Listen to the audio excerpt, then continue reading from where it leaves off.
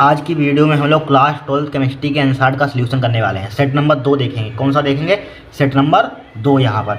ठीक है, देखिए सेट नंबर 2 में देखिए यहाँ पर सबसे पहले हमारे पास क्वेश्चन दिया गया है। यहाँ पर इन प्रश्नों के प्रत्येक खंड में 4 विकल्प दिए गए हैं। सही विकल्प चुनकर उन्हें उत्तर पुस्तिका में लिखिए यहाँ पर। ठीक है, देखिए उत्तर पुस्तिका में लिखना। देखिए Fe है, Fe मतलब लोहा आयरन किस ब्लॉक का तत्व है? यहाँ पर एस ब्लॉक का तत्व है, पी ब्लॉक का तत्व है, डी ब्लॉक का तत्व है, एफ ब्लॉक का तत्व है। बताइए किस ब्लॉक का तत्व है? यहाँ पर बहुत ही सिंपल है।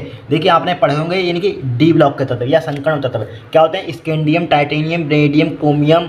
ठीक है, क्रोमियम होता है manganese, cobalt, nickel, copper, zinc पढ़े होंगे। यहाँ पर ये क्या होते हैं? हमारे पास डी ब्लॉक के तत्व होते हैं, जिन्हें संकर्ण तत्व भी कहते हैं यहाँ पर। ठीक है, तो हमारे पास क्या होगा? यहाँ पर डी ब्लॉक का तत्व होगा। यहाँ पर ऑप्शन नंबर क्या होगा? फर्स्ट होगा। यहाँ पर क्या होगा? ऑप्शन नंबर फर्स्ट होगा। यहाँ पर होगा कि नहीं? फर्स्ट होगा। अब देखिए सेकंड में क्या दिया गया है? अधिकतम ऑक्सीकरण अवस्था प्रदर्शित करने वाला विन्यास। वेरी सिंपल, देखिए बताएंगे यहाँ पर। देखिए हमें ऑप्शन दिए गए, ऑप्शन से सोल्व करेंगे इसको। किससे? ऑप्शन से। देखिए फर्स्ट का दिया गया यहाँ पर, फर्स्ट हमें दिया गया है 3D3, ऑप्शन 3D3 दिया गया है, 4s2 दिया गया है। ठीक है, सेकंड ऑप्शन में कितना दिया गया है? सेकंड ऑप्शन 3D5 दिया गया है। यहाँ पर सोल्व करके बताएंगे, ऐसे तुक्का नहीं मारेंगे। 4s2 दिया गया है यहाँ पर। ठीक है, 4s2 दिया गया है। थर्ड देखिए, थर्ड यहाँ पर क्या दिया है? यहाँ पर 3D5 दिया गया है। यहाँ पर 4s1 दिया गया है यहाँ पर। ठीक है, और चौथा देखिए क्या दिया है? चौथा दिया गया है हमें 3D6 दिया गया है, 4s2 दिया गया है यहाँ पर। ये दिया गया है यहाँ पर। अब देखिए एक बात समझ लीजिए, इतने हमने 4 ऑप्शन नोट कर लिए। इसमें पूछा अधिकतम ऑक्सीकरण अवस्था प्रदर्शित करने वाला विन्यास है नहीं है, यानी मैक्सिमम ऑक्सीडेशन नंबर आपको बताना है। देखिए कौन सा एलिमेंट होगा? सबसे पहले देखिए एस में कक्षक कितने होते हैं आपको मालूम है। देखिए एस में कक्षक क्या होता है? 1 होता है। ठीक है, एक होता है, इसमें एक कक्षक होता है। ऑर्बिटल इसे बोल सकते हैं। इसमें कक्षक पी में कितने होते हैं? 3 कक्षक होते हैं। ठीक है, डी में कितने होते हैं? डिब्बे में कक्षक भाई डी में कितने होते हैं? 5 होते हैं। और डी में कक्षक की क्लास 11 आपने पढ़ी होगी केमिस्ट्री में। ठीक है, तो 5 बना दीजिए। इसमें कितने बना देंगे? 5 बना देंगे। यहाँ पर 5 बना दिया। यहाँ पर देखिए 1 2 3 4, एक और बना दीजिए। 5 बना दिया। अब इसमें कितने होते हैं? 1 होता है, तो 1 बना दिया डिब्बा यहाँ पर, 1 बना दिया। अब इसके लिए भी बना दिया 5। इसके लिए डी में कितने होते हैं? 5 होते हैं, तो 5 बना दीजिए। ठीक है, क्या बना देंगे हम यहाँ पर? 5 बना देंगे। 1 2 3 4 5 इसी में बना दीजिए। एक इधर बना दीजिए, डी के लिए बना दीजिए। ठीक है, बना दिया। इस टाइप से बना लेंगे यहाँ पर। ठीक है, क्या बना देंगे आराम से। बना लिया यहाँ पर, बना लिया यहाँ पर। ठीक है, कोई दिक्कत नहीं है यहाँ पर। अब देखिए यहाँ पर क्या बनाएंगे हम यहाँ पर? ठीक है, 5 देखिए 1 2 3 4 यहाँ पर बना दीजिए छोटा सा 5 यहाँ पर। ठीक है, फिर ये इधर बना दीजिए। यहाँ पर बना दिया। इसमें इधर बना दीजिए 5 इधर बना दीजिए आप यहाँ पर। देखिए 1 हो जाएगा, 2 हो जाएगा, 3 हो जाएगा। 1 2 3 और यहाँ पर 4। ठीक है, 1 2 3 4 5 हो गए यहाँ पर। ठीक है, एक इधर बना दीजिए। अब देखिए, अब इलेक्ट्रॉन भरना सीखा हुआ आपने क्लास 11th में यहाँ पर। ठीक है, वो मतलब कि एटॉमिक स्ट्रक्चर वाले चैप्टर में सीखा होगा, परमाणु संरचना वाले चैप्टर में आपने हुंड के नियम से। देखिए यहाँ पर सबसे पहले इलेक्ट्रॉन भरते हैं। यहाँ पर क्या भरते हैं? इलेक्ट्रॉन। देखिए इलेक्ट्रॉन पहले भरते हैं, पहले एक ही भरते हैं। 3 इलेक्ट्रॉन 3, 1 2 3। ठीक है, इसके लिए होते हैं, पी के लिए क्या है? इसके लिए 3D3 के लिए है। एक इसके लिए 4s2 के लिए, यहाँ पर पिछले वाले सेट में बताया था सब। फिर एक इसके लिए तो है ये 3D के लिए, इसके लिए डी के लिए, इसके लिए डी के लिए, इसके लिए भर दिए। 2 इसमें कितने? 2 इलेक्ट्रॉन है। एक दूसरा डिब्बा है नहीं, दूसरा ऑर्बिटल है नहीं, 2 भर देंगे, दूसरा कक्षक है नहीं। ठीक है, और 5 इसमें भर दिए। 1 2 3 4 5 भर दिया। इसमें कितने आ जाएंगे? 2 आ जाएंगे। ठीक है, और इसमें 5 भर दीजिए। देखिए 1 2 3 4 5। ठीक है, इसमें कितना? 1 है, 1 भर दीजिए। यहाँ पर भर दिया, 1 भर दिया। फिर इसमें कितने? 6, 1 2 3 4 5। अब 6। अब एक बात ध्यान रख लीजिए, एक बात नोट पॉइंट लिख लेना है आप ही, यहीं कहीं ऑब्जेक्टिव में आ सकता है। क्या लिखेंगे? देखिए डी कक्षक में जितने हमारे पास क्या होते हैं? डी कक्षक में जितने हमारे पास अनपेयर्ड इलेक्ट्रॉन होते हैं, अनपेयर्ड मतलब कि अनपेयर्ड इलेक्ट्रॉन होते हैं, यानी कि आयुग्मित इलेक्ट्रॉन होते हैं। अनपेयर्ड मतलब आयुग्मित इलेक्ट्रॉन होता है, उतनी ही उनकी ऑक्सीडेशन नंबर होती है। क्या होती है? उतनी ही उनकी ऑक्सीडेशन नंबर होती है। जितने डी कक्षक में अनपेयर्ड इलेक्ट्रॉन, ठीक है, आयुग्मित इलेक्ट्रॉन होते हैं, उतनी उनकी क्या होती है? ऑक्सीडेशन नंबर होती है। जितने लिख लेना कि हम जानते हैं कि जितने डी कक्षक में जितने आयुग्मित इलेक्ट्रॉन होते हैं, उतनी उनकी ऑक्सीडेशन नंबर होती है, ऑक्सीकरण संख्या होती है। ठीक है, उतनी क्या होती है? उनकी ऑक्सीकरण अवस्था होती है यहाँ पर। ठीक है, ऑक्सीकरण संख्या होती है यहाँ पर। ऑक्सीकरण संख्या क्या होती है? उतनी ऑक्सीकरण संख्या होती है। देखिए इसमें कितनी हो जाएगी ऑक्सीकरण संख्या? देखिए 1 2 3, और ये सवाल तो उसमें दोनों ले ली जाती है। ये 3 इसके लिए डी ब्लॉक के लिए बता रहे हैं यहाँ पर। ठीक है, डी कक्षक के लिए, यहाँ पर किसके लिए? डी कक्षक के लिए। डी कक्षक के लिए है 1 2 3 हो जाएगी ऑक्सीकरण संख्या। और इसमें क्या है? 3 इसकी सब ले ली जाती है। यहाँ पर युग्मित इलेक्ट्रॉन ले ली जाती है। इसमें 3 और 2 5, तो इसकी ऑक्सीकरण संख्या हमारे पास कितनी हो जाएगी? इसकी कितनी हो जाएगी? 5 हो जाएगी। इसके लिए कितनी हो जाएगी? 5 हो जाएगी यहाँ पर, ठीक है, इसके लिए 5 हो जाएगी। अब इसमें देखिए 1 2 3 4 5, 5 और 2 इसके लिए कितना हो जाएगा 7 हो जाएगी। इसके लिए कितनी हो जाएगी हमारे पास प्लस का 7 हो जाएगी ऑक्सीकरण संख्या। अब देखिए इसमें 1 2 3 4 5 6, इसके लिए कितनी हो जाएगी प्लस का 6 हो जाएगी ऑक्सीकरण संख्या यहाँ पर, ठीक है। इसके लिए कितनी है, देखिए आयुग्मित हमने बताया था, आयुग्मित डी कक्षक होते हैं उसमें आयुग्मित इलेक्ट्रॉन वाले लेते हैं, क्या लेते हैं आयुग्मित वाले, ठीक है। आयुग्मित इसको मत लेना, लोन पेयर आयुग्मित लोन पेयर मत लेना, आयुग्मित वाले लेना। कितनी है 1 2 3 4, 4 और कितना हो जाएगा 2, 4 और 2 कितनी हो जाएगी 6, तो इसकी ऑक्सीकरण संख्या क्या है 6। अब देखिए इसमें पूछा गया है कम पूछे तो कम मारते हैं, मतलब यहाँ पर अधिकतम पूछा गया, तो अधिकतम किसमें है, देखिए इसमें 5, इसमें 7, इसमें 6, तो हमारे पास क्या मिल गया ऑप्शन नंबर सेकंड मिल गया यहाँ पर, सेकंड है ऑप्शन नंबर। देखिए ऑप्शन नंबर क्या है second, 3d5 4s2, 3d5 4s2 है यहाँ पर, कितना सिंपल है यहाँ पर। फिर देखिए किसी भी गैल्वेनिक सेल में लवण क्षेत्र को हटा देने पर सेल का वोल्टेज क्या हो जाता है, अचानक शून्य हो जाता है, धीरे धीरे घटता है, तीव्र गति से बढ़ता है, अपवर्ती रहता है, ठीक है, अपवर्ती रहता है। गा का क्या होगा यहाँ पर अचानक शून्य हो जाता है, क्या होगा अचानक शून्य हो जाता है यहाँ पर, ठीक है, अचानक शून्य हो जाता है, ठीक है, अचानक शून्य हो जाता है। अब देखिए नेक्स्ट, अब देखिए नेक्स्ट देखिए यहाँ पर नेक्स्ट बोला गया है मानक हाइड्रोजन इलेक्ट्रोड विभव का इलेक्ट्रोड विभव होता है, रट लेना कतई बहुत इंपॉर्टेंट है। क्या होता है इसका घा का क्या हो जाएगा चौथा हो जाएगा यहाँ पर, ठीक है, घा का 0.0 वोल्ट तो हो जाएगा यहाँ पर, चौथा ही लगा लीजिए यहाँ पर, चौथा ही हो जाएगा यहाँ पर, 0.0 वोल्ट होता है यहाँ पर, ठीक है। फिर देखिए के बराबर ए की पावर माइनस के ये अपन आर टी के लिए कथन सत्य है यहाँ पर, ठीक है, कथन सत्य यहाँ पर बताना है। यहाँ पर आर्हीनियम समीकरण है, आर्हीनियम समीकरण के लिए क्या होता है आपको मालूम होगा, टी क्या होता है टेम्परेचर होता है, इसमें टेम्परेचर दिया गया, यहाँ पर टी टेम्परेचर नहीं दिया है। आर सत्य बताना है, आर क्या होता है गैस नेतांक होता है, लेकिन आर इन्होंने रेडबर्ग नेतांक लिखा, गलत हो गया ऑप्शन नंबर, ठीक है। फिर के क्या होता है वेग स्थिरांक होता है, लेकिन इन्होंने साम स्थिरांक लिखा, साम स्थिरांक आपने साम्यावस्था वाले चैप्टर में पढ़ा हुआ क्लास किसमें, क्लास 11th में, बट यहाँ पर क्या होता है जब चैप्टर नंबर 4 पढ़ते हैं रासायनिक बलगति में वेग स्थिरांक को कैसे रिप्रेजेंट करते हैं, बट यहाँ पर इन्होंने लिखा साम स्थिरांक, क्या होगा ये भी गलत हो जाएगा। फिर देखिए ए क्या होता है, ए लिखा हुआ कहाँ है, ए क्या होता है हमारे पास चर घातांक गुणांक होता है, क्या होता है चर घातांक गुणांक, बट यहाँ पर अधिशोषण गुणांक लिखा ए भी हो जाएगा। ई क्या होती है संकीर्ण ऊर्जा, जैसे इंग्लिश में कहते हैं एक्टिवेशन एनर्जी, ये से रिप्रेजेंट करते हैं, बताया था, तो क्या हो जाएगी चौथा हो जाएगा यहाँ पर। देखिए आया था पहले बताया था भैया, आ गया यहाँ पर परिभाषा लिखवाई, तो उसमें हम क्या लिखवा था ई को संकीर्ण ऊर्जा को एक्टिवेशन एनर्जी को ई से रिप्रेजेंट करते हैं, राइट।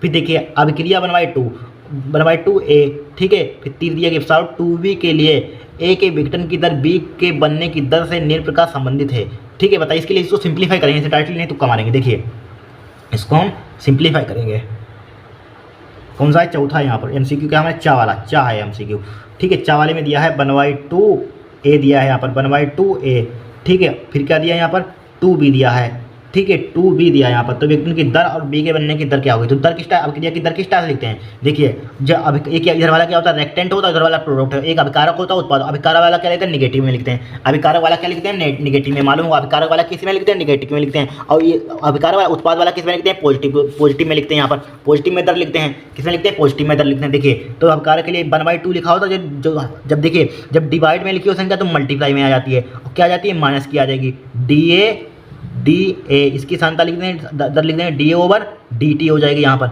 ठीक है। अब बराबर का साइन लगाइए। अब देखिए अभिकारक के लिए उत्पाद की मल्टीप्लाई का है, यहाँ पर क्या किसका है, जो मल्टीप्लाई का होता है तो किसका आ जाता है यहाँ पर, ठीक है, मल्टीप्लाई का है तो किसका आ जाता है मल्टीप्लाई का है तो क्या आ जाता है डिवाइड का आ जाता है, बताया हमने। तो क्या हो जाएगा यहाँ पर डी बी की सांता अपान क्या हो जाएगा DT हो जाएगा यहाँ पर, ठीक है। अब देखिए इसको सिंप्लीफाई कर, देखिए 2 को नीचे ले आइए तो माइनस का DA ओवर क्या हो जाएगा DT, इसको नीचे लाएंगे किसका आ जाएगा डिवाइड का हो जाएगा 1/1 × 2 हो जाएगा, डी मल्टीप्लाई नीचे डिवाइड का आएगा यहाँ पर, तो क्या हो जाएगा DV/DT हो जाएगा यहाँ पर, हो जाएगा बराबर, इधर लिख लेते हैं बराबर देखिए तो क्या हो जाएगा माइनस का DA/DT बराबर क्या हो जाएगा 2 दूनी 4 1/4 DB/DT हो जाएगा यहाँ पर, हो गया DT, कोई दिक्कत नहीं। यही क्या हुआ आपका ऑप्शन कहीं दिया होगा, देख लीजिए यही कहीं ऑप्शन दिया है यहाँ पर, देखिए कहीं ऑप्शन दिया होगा, यही देखिए ऑप्शन यही कहीं दिया होगा, देखिए कहाँ पर लिखा है, देखिए ए देखिए यहाँ पर 2 हटा ए भी 2, इसमें माइनस के DO/DT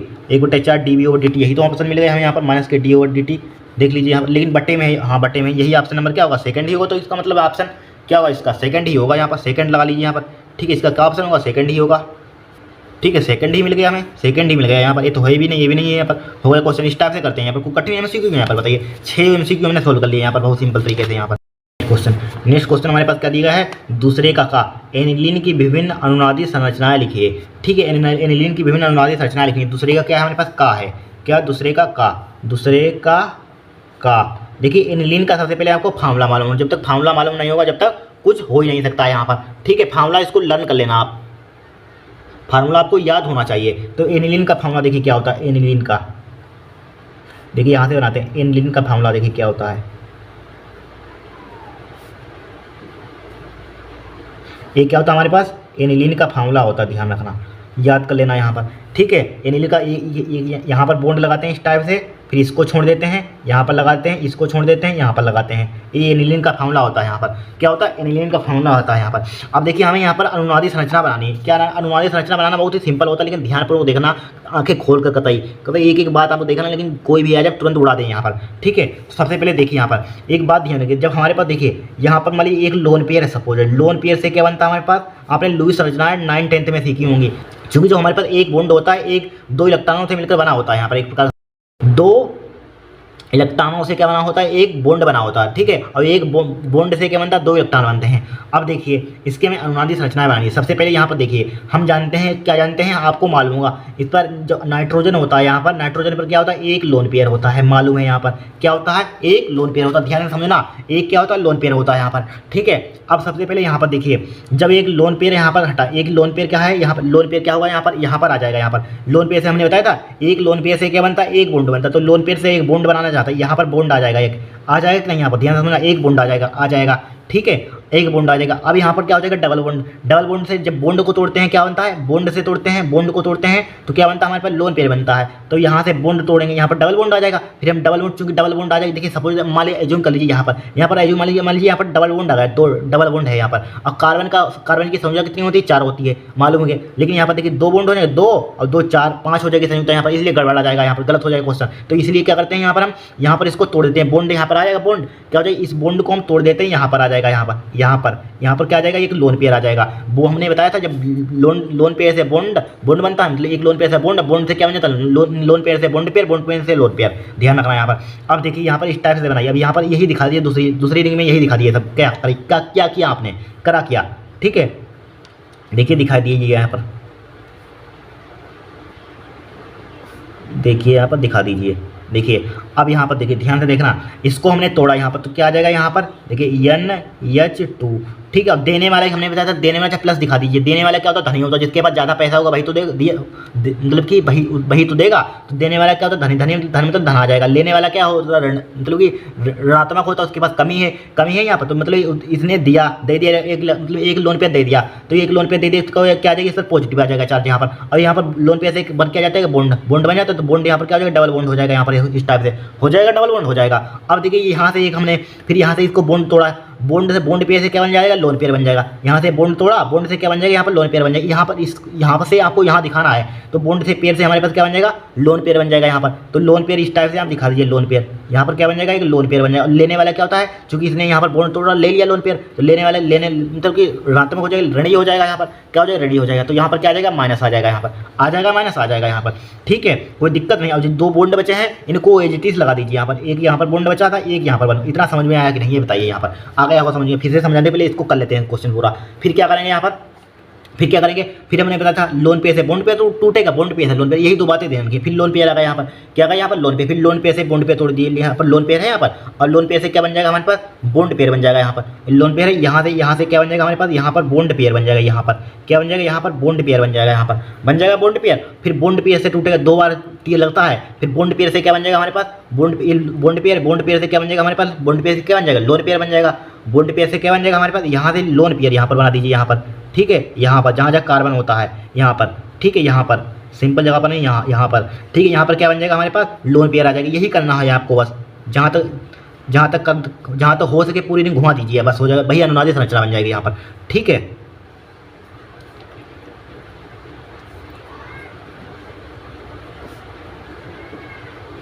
कोई दिक्कत नहीं है। अब देखिए सही है। अब देखिए यहाँ पर क्या हो जाएगा, पहले इसको लिख लीजिए, डबल बॉन्ड NH2 प्लस का लगाइए, प्लस का साइन लगा दिखा दीजिए, प्लस का दिखा दिया यहाँ पर। अब देखिए अब यहाँ पर क्या था, इसको हमने तोड़ा तो यहाँ पर क्या आ जाएगा, यहाँ पर क्या आ जाएगा, बॉन्ड आ जाएगा। यहाँ पर लोन पेयर से क्या आ जाएगा, बॉन्ड आ जाएगा, बॉन्ड पेयर आ गया, यहाँ पर आ गया बॉन्ड पेयर आ गया। अब देखिए इस बॉन्ड पेयर को हमने तोड़ा, इस बॉन्ड का बड़े अब सही से बनाने बड़ी, ठीक है, छोटी भी नहीं हम बनी, कोई दिक्कत नहीं, ठीक है। अब बॉन्ड पेयर तोड़ा, यहाँ पर बॉन्ड पेयर से क्या आ जाएगा, लोन पेयर आ जाएगा। यहाँ पर क्या आ जाएगा, लोन पेयर आ जाएगा, इस टाइप से आ गया लोन पेयर, एक माइनस इस टाइप से लगा दीजिए यहाँ पर, ठीक है। यहाँ पर लगा दीजिए माइनस, चाहे यहाँ पर लगा दीजिए माइनस, लगा दिया माइनस, लगा दिया, ठीक है। माइनस का यहाँ पर लगा दिया माइनस, कोई दिक्कत नहीं है, यहाँ पर कोई दिक्कत होनी भी नहीं चाहिए। यहाँ पर अब एक बॉन्ड ये वाला था तो ये वाला बॉन्ड एच टी लगा दिया, जिम का लगा दिया, यहाँ पर बॉन्ड लगा दिया, जिम का बॉन्ड, कोई दिक्कत नहीं है। अब देखिए अब वही काम करना, फिर वही आगे घुमा दीजिए यहाँ पर, फिर घुमा दीजिए भाई, फिर बॉन्ड लोन पेयर से क्या बन जाएगा, यहाँ पर लोन पेयर से क्या बन जाएगा, लोन पेयर से क्या बन जाएगा, बॉन्ड पेयर बन जाएगा। लोन पेयर से वही तो बॉन्ड पेयर बनेगा भाई साहब। तो लोन पेयर से क्या बना दीजिए, यहाँ पर बॉन्ड पेयर, लोन पेयर से यहाँ पर क्या आ जाएगा, बॉन्ड पेयर आ जाएगा यहाँ पर। अब इस बॉन्ड यहाँ से बॉन्ड पेयर आ जाएगा यहाँ पर, ठीक है। अब देखिए लोन पेयर से क्या बन गया हमारे पास, बॉन्ड पेयर बन गया यहाँ पर, ठीक है, बॉन्ड पेयर बन गया। अब फिर ये बॉन्ड पेयर है, यहाँ से क्या है, बॉन्ड पेयर है, बॉन्ड पेयर से क्या आ जाएगा हमारे पास, बॉन्ड पेयर से बताइए क्या आ जाएगा, यहाँ पर बॉन्ड पेयर से क्या आ जाएगा हमारे पास, लोन पेयर आ जाएगा। तो यहाँ पर क्या आ जाएगा हमारे पास, लोन पेयर आ जाएगा यहाँ पर, ठीक है, लोन पेयर आ जाएगा, यहाँ पर आएगा लोन पेयर कार्बन की यहाँ पर, ठीक है। अब देखिए इसको बगल दीजिए, थोड़ा छोटी सी बना दीजिए यहाँ पर, जिससे कि 5 रिंग आ जाए यहाँ पर। अब देखिए यहाँ पर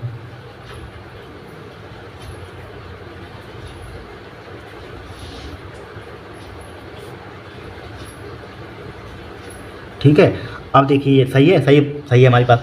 अब यहाँ पर क्या था यहाँ से बॉन्ड तोड़ा तो यहाँ पर क्या आ जाएगा, यहाँ पर आ जाएगा बॉन्ड, यहाँ पर बॉन्ड लगा दिया हमने, लगा दिया बॉन्ड, कोई दिक्कत नहीं है। फिर देखिए यहाँ से बॉन्ड हमें बॉन्ड तोड़ा तो यहाँ पर क्या आ जाएगा, यहाँ पर क्या आ जाएगा, लोन पेयर आ जाएगा, यहाँ पर क्या आ जाएगा, लोन पेयर। तो एक लोन पेयर यहाँ पर लगा दीजिए, लोन पेयर इस टाइप से लोन पेयर आ जाएगा। अब भी तो माइनस आ जाएगा यहाँ पर माइनस लगा दीजिए, लगा दिया कि नहीं। और ये वाला बॉन्ड दिया था, इसको तोड़ा था, ये वाला बॉन्ड पहले से एच डी था, इस बॉन्ड को एच डी लिख दिया हमने, कोई दिक्कत नहीं यहाँ पर, ठीक है। अब ये NH2 दिया है, NH2 लिख दीजिए यहाँ पर, NH2 प्लस का लिख दीजिए यहाँ पर, लिख दिया NH2 प्लस का लिख दिया यहाँ पर, ठीक है, लिख दिया प्लस का NH2, कोई दिक्कत नहीं है। अब देखिए अब क्या होगा बताइए यहाँ पर। अब देखिए क्या आ जाएगा, यहाँ से तोड़ेंगे भाई, दिक्कत हो जाएगी। अब क्या बचा, यहाँ पर बचा, डायरेक्टली यहीं पर आ सकता, डायरेक्टली हमें यही मिल जाना चाहिए। अब डायरेक्टली क्या कर देंगे यहाँ पर, हम डायरेक्टली क्या कर देंगे यहाँ पर, डायरेक्टली इसको घुमा देंगे, यहाँ पर क्या कर देंगे इसको, या ये लोन पेयर है भाई, यहाँ पर इस पर चला जाएगा, किस पर चला जाएगा यहाँ पर, लोन पेयर किस पर चला जाएगा भाई, उसी पर चला जाएगा यहाँ पर डायरेक्टली, यहाँ पर लोन पेयर, ठीक है, लोन पेयर है यहाँ पर, किस पर चला जाएगा, उसी पर चला जाएगा, ठीक है। अब ये बॉन्ड टूटेगा, यहाँ पर क्या आ जाएगा, इस बॉन्ड को तोड़ेंगे, यहाँ पर क्या करेंगे, यहाँ पर डबल बॉन्ड यहाँ पर बन जाएगा बॉन्ड, ठीक है, यहाँ पर एक बॉन्ड बन गया बॉन्ड इस टाइप से। अरे सॉरी, किस में लगा रहे हैं भाई, हाँ 1 2 3 4 दूसरे में बनेगा, यहाँ से बॉन्ड टूट जाएगी, इसमें थोड़ी ना लगा, दूसरी रिंग बनानी है 5वीं, ठीक है, 1 2 3 2 2 4। अब दूसरी रिंग बनाइए, यहाँ पर आ नहीं पाएगी, मैं मालूम आपको, आगे बनाना, इधर लिखूँ आपको दिखेगा नहीं, आगे बनाना आप, ठीक है, आगे बनाना,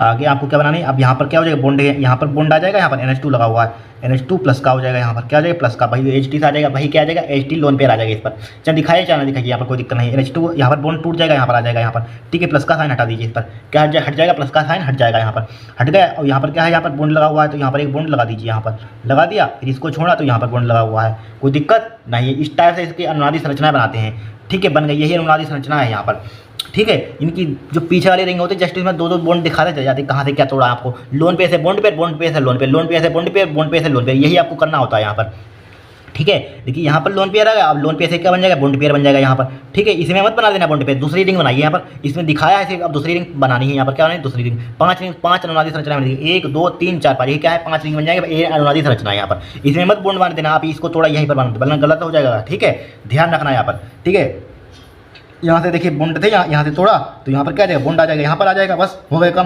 प्लस साइन हटा दीजिए, आप क्या हटा दीजिए, प्लस साइन हटा दीजिए। चाहे लोन पे आप दिखा सकते हैं, यहाँ पर लोन पे यहाँ पर क्या कर सकते हैं, दिखा सकते हैं, यहाँ पर दिखाना चाहते हैं, यहाँ पर भाई क्या हमारे पास रिंग आ गई घूमकर, ठीक है। इस टाइप से अनुनादी संरचनाएं बनाती हैं यहाँ पर, लोन पे से बॉन्ड पेयर, बॉन्ड पे से लोन पेयर, यहाँ पर लोन पे से बॉन्ड बना, बॉन्ड से लोन पेयर बना, लोन पे फिर लोन पेयर से बॉन्ड बना, बॉन्ड पेयर से लोन पेयर बना, फिर देखिए लोन पेयर मतलब कि यहाँ पर क्या है, बॉन्ड पेयर से लोन पेयर, लोन पेयर से बॉन्ड पेयर, ठीक है। फिर देखिए बॉन्ड पेयर, यहाँ पर लोन पेयर आ जाएगा, फिर ठीक है, फिर लोन पेयर से बॉन्ड पेयर, यही आपको करना है, बस 5 रिंग घूम जाएंगे, आपका स्ट्रक्चर तैयार हो जाएगा, कोई दिक्कत नहीं होगी, दिक्कत आराम से बना सकते हैं। अब देखिए नेक्स्ट क्वेश्चन हमारे पास क्या दिया गया है यहाँ पर, देखिए अब क्रिया के वेग पर ताप तथा सांद्रता के प्रभाव को स्पष्ट कीजिए। देखिए इसको देखते हैं, देखिए अब क्रिया के वेग पर ताप तथा सांद्रता के प्रभाव को स्पष्ट कीजिए। देखिए ताप बढ़ाने पर अभिक्रिया का वेग बढ़ जाता है। बहुत बार ऑब्जेक्टिव में पूछा गया है, ध्यान रखना, बहुत बार ऑब्जेक्टिव में पूछा गया, इसको ध्यान रखना।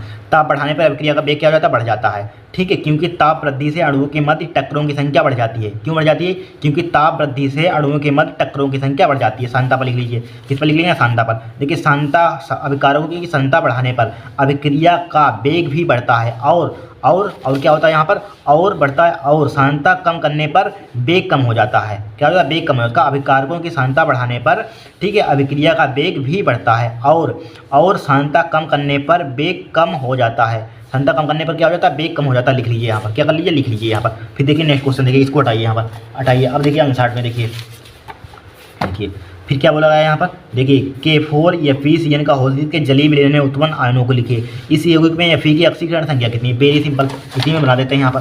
ठीक है, इसी में हम बना देते हैं। ठीक है, कौन सा क्वेश्चन नंबर कहाँ पर आएगा? गा है यहाँ पर। क्या है? गा। ठीक है, गा का दिया है यहाँ पर, दिया गया एक यौगिक दिया गया जलीय विलयन, देखिए दिया गया उपसंयोजन यौगिक दिया K4Fe का होल 6 दिया है। ठीक है, संकुल यौगिक दिया है यहाँ पर। अब देखिए इसको हम आयनों को लिखना है यहाँ पर। ऑक्सीडेशन नंबर आप तो चुटकियों में खंड कर देंगे। देखिए इसको हम किस टाइप से लिखेंगे? यहाँ पर देखिए K4 दिया है, K4 आयनों में K4Fe का होल 6। ठीक है, क्या है? होल 6 है। लिगेंड दिया है, केंद्रीय धातु परमाणु दिया है और सिंपल आती है। ठीक है, अब देखिए 4 कहाँ आ जाएगा? आगे आ जाए 4 किस में आ जाएगा? 4K में कैसे क्या हो जाएगा? प्लस का हो जाएगा यहाँ पर, हो जाएगा प्लस का हो जाएगा यहाँ पर। ठीक है, प्लस का हो जाएगा। अब देखिए Fe क्या लिखा है हमारे पास? Fe। ठीक है, Fe केंद्रीय धातु परमाणु सेंट्रल मेटल एटम, Cn का होल 6 है यहाँ पर, होल 6 है यहाँ पर, होल 6 है। अब इस पर क्या आ जाएगा? 4 माइनस आ जाएगा। ठीक है, बस हो गया। अब फिर हमें निकालिए ऑक्सीडेशन नंबर निकालना है, ऑक्सीकरण संख्या। देखिए निकालिए, इसको लिए K4Fe का होल 6 का हमें ऑक्सीडेशन नंबर निकालना है। अब एक बात ध्यान रख लेना, देखिए के की पोटेशियम की वैलेंसी कितनी होती है? हमारे प्लस का 1 होती है, और Cn की वैलेंसी कितनी होती है? माइनस का 1 होती है। यहाँ पर ध्यान रखना। ठीक है, अब देखिए K4 मतलब K का 4 है यहाँ पर, 4 K की वैलेंसी कितनी होती है? प्लस का 1 होती है। अब प्लस का जिसकी निकालनी है, मैं आयरन की निकालता हूँ, तो उसको x मान लेंगे यहाँ पर, प्लस का लगाइए साइन। Cn की कितनी होती है? माइनस का 1, तो 6 गुणा कितना निकाल देंगे? माइनस का 1 लिख देंगे यहाँ पर। लिख दिया, इस पर कोई चार्ज दिया नहीं दिया, बराबर क्या हो जाएगा? 0 हो जाएगा। ठीक है, 4 प्लस x हो जाएगा, इसकी मल्टीप्लाई का माइनस का 6 हो जाएगा, बराबर क्या हो जाएगा? 0 हो जाएगा। ठीक है, x माइनस 6 में से चलेगा कितना बचेगा? माइनस का 2 बचेगा, बराबर क्या हो जाएगा? 0 हो जाएगा। हो गया, तो x बराबर हमारे पास क्या बचेगा? इसको उधर ले जाएंगे, क्या हो जाएगा? प्लस का हो जाएगा, प्लस का 2 आएगी हमारे ऑक्सीडेशन नंबर। ऑक्सीडेशन नंबर क्या आएगी? प्लस का 2 आएगी यहाँ पर। ठीक है, ऑक्सीडेशन नंबर क्या आएगी? प्लस का 2 आएगी। क्वेश्चन को यहाँ पर क्या है हमारे पास? घा, दूसरे का घा। देखिए ग्लेवनिक सेल तथा विद्युत अपघटनी सेल में अंतर स्पष्ट कीजिए। ठीक है, ये भी 2 नंबर का है। देखिए यहाँ पर इधर हेडिंग डालेंगे ग्लेवनिक सेल, इधर हेडिंग डालेंगे विद्युत अपघटनी सेल यहाँ पर। ठीक है, देखिए यहाँ पर रासायनिक ग्लेवनिक सेल में क्या होता है? रासायनिक परिवर्तन होने से विद्युत धारा प्रवाहित होती है। जो ग्लेवनिक सेल होता है उसमें जब रासायनिक परिवर्तन केमिकल चेंज करते हैं तो उसमें क्या करंट फ्लो हो जाता है, प्रवाहित होती है यहाँ पर। अब विद्युत अपघटनी सेल में क्या होता है? विद्युत धारा प्रवाहित होने से रासायनिक परिवर्तन होता है। इसमें रासायनिक परिवर्तन होगा ग्लेवनिक सेल में तो विद्युत धारा प्रवाहित होती है। इसमें क्या होगा? विद्युत अपघटनी सेल में क्या होता है? विद्युत धारा प्रवाहित होने तब रासायनिक परिवर्तन होता है यहाँ पर। ठीक उल्टा होता है जस्ट। फिर देखिए रासायनिक ऊर्जा विद्युत ऊर्जा में परिवर्तित होती है, किसमें? ग्लेवनिक सेल में। जो रासायनिक ऊर्जा विद्युत ऊर्जा में क्या होती है? परिवर्तित होती है यहाँ पर। फिर देखिए विद्युत ऊर्जा रासायनिक ऊर्जा में परिवर्तित होती है, उल्टा कर देंगे जस्ट यहाँ पर। फिर देखिए आयन केवल कैथोड पर मुक्त होते हैं। क्या आयन केवल क्या कैथोड पर मुक्त होते हैं? इसमें क्या होगा? आयन दोनों इलेक्ट्रोड पर मुक्त होते हैं। इसमें क्या होते हैं? आयन दोनों इलेक्ट्रोड पर मुक्त होते हैं। ठीक है, चौथा लिख लीजिए, इलेक्ट्रोड अलग अलग कक्ष में रखे होते हैं। क्या होते हैं? इलेक्ट्रोड अलग अलग कक्ष में रखे होते हैं। ठीक है, इसमें क्या लेंगे? दोनों इलेक्ट्रोड एक कक्ष में रखे होते हैं। क्या? दोनों इलेक्ट्रोड एक कक्ष में रखे होते हैं। यहाँ पर आराम से ये लिख सकते हैं, यहाँ पर नोट कर लीजिए, स्क्रीनशॉट ले लीजिए यहाँ पर, फिर नेक्स्ट देखेंगे यहाँ पर। ठीक है, ले लिया होगा यहाँ पर। अब देखिए क्वेश्चन नंबर तीसरे का बोला गया 46 ग्राम एथेनॉल को 54 ग्राम जल में घोला गया है। एथेनॉल तथा जल के मोल अंश की गणना करनी है, 2 नंबर का है यहाँ पर। ठीक है, एथेनॉल भाई एथिल अल्कोहल, क्या भाई एथिल अल्कोहल होता है यहाँ पर। तो सबसे पहले यहाँ पर क्या दिया, पहले लिखिए, देखिए इसका आप क्या निकाल लीजिए, आणविक द्रव्यमान या अणुभार, बात एक ही होता है। ठीक है, अणुभार या आणविक द्रव्यमान क्या होता है? बात एक ही होता है। तो अणुभार निकाल लीजिए एथेनॉल का, एथिल अल्कोहल का निकाल लीजिए अणुभार, आपको भार दिया गया है यहाँ पर। अब मोल निकालिए, मोल की जरूरत होती है मोलंस के लिए। मोलंस के लिए मतलब क्या होता है? मोलंस के लिए मोल की जरूरत होती है यहाँ पर। ठीक है, तो सबसे पहले किसके लिए लिखिए? एथेनॉल के लिए लिखिए यहाँ पर। एथेनॉल के लिए पहले एथेनॉल का आप अणुभार निकालिए यहाँ पर, अणुभार मतलब मोल निकालिए। ठीक है, तो किसके लिए लिखेंगे? तीसरे का क्या है हमारे पास? तीसरे का क्वेश्चन क्या है? तीसरे का हमारे पास का है यहाँ पर, क्या दिया हमें? एथेनॉल दिया है। एथेनॉल भाई एथिल अल्कोहल, क्या होता है? एथेनॉल एथिल अल्कोहल, बात एक होती है। इसका आईपीसी नाम दे दिया यहाँ पर। ठीक है, एथेनॉल या एथेनॉल, एथेनॉल, एथेनॉल का फॉर्मूला क्या होता है भाई, एथिलीन का C2H5OH, OH के लिए, इसके लिए लिख लिया। अब इसके लिए सबसे पहले आपको मालूम, इसका भार दे दिया यहाँ पर, इसका क्या दे दिया हमें, भार देखिए दिया है 46 ग्राम एथेनॉल, तो भार दे दिया यहाँ पर 46 ग्राम। भार कितना दिया है, W1 इसको ले लीजिए, इसको W1 ले लीजिए, इसका भार कितना दिया है हमें यहाँ पर कितना दिया 46 ग्राम, 46 ग्राम लिख लीजिए, 46 ग्राम, ठीक है 46 ग्राम लिख लिया 46 ग्राम, कोई दिक्कत नहीं है। अब देखिए इसका क्या निकाल लीजिए आप, इसका अणुभार निकाल लीजिए। आणविक द्रव्यमान या अणुभार बात एक ही होती है। तो सबसे पहले आपको इसकी द्रव्यमान यानी कि परमाणु द्रव्यमान मालूम होना चाहिए, परमाणु द्रव्यमान या परमाणु भार जिसे बोल सकते हैं, इसके मालूम होंगे। देखिए कार्बन क्या लिख दें यहाँ पर, देखिए कार्बन का 6 से 12, कार्बन का कितना होता है 12 होता है, याद कर लेना, ठीक है। हाइड्रोजन का कितना होता है 1 होता है। ऑक्सीजन का क्या होता है, ऑक्सीजन यहाँ पर यहीं पे ऑक्सीजन का कितना होता है 16 होता है, ठीक है। इनको याद कर लेना, और आएंगे तो और लिखवा देंगे यहाँ पर 16, राइट। इतने ही याद कर लीजिए यहाँ पर, कार्बन हाइड्रोजन, कार्बन है यहाँ पर, हाइड्रोजन है, ऑक्सीजन है, ठीक है, कार्बन हाइड्रोजन ऑक्सीजन, राइट। अब देखिए सबसे पहले इसका निकालिए क्या, आणविक द्रव्यमान या अणुभार, किसका निकालेंगे C2H5OH का अणुभार, C2H5OH का अणुभार, क्या अणुभार, C2H5OH का क्या निकालेंगे अणुभार।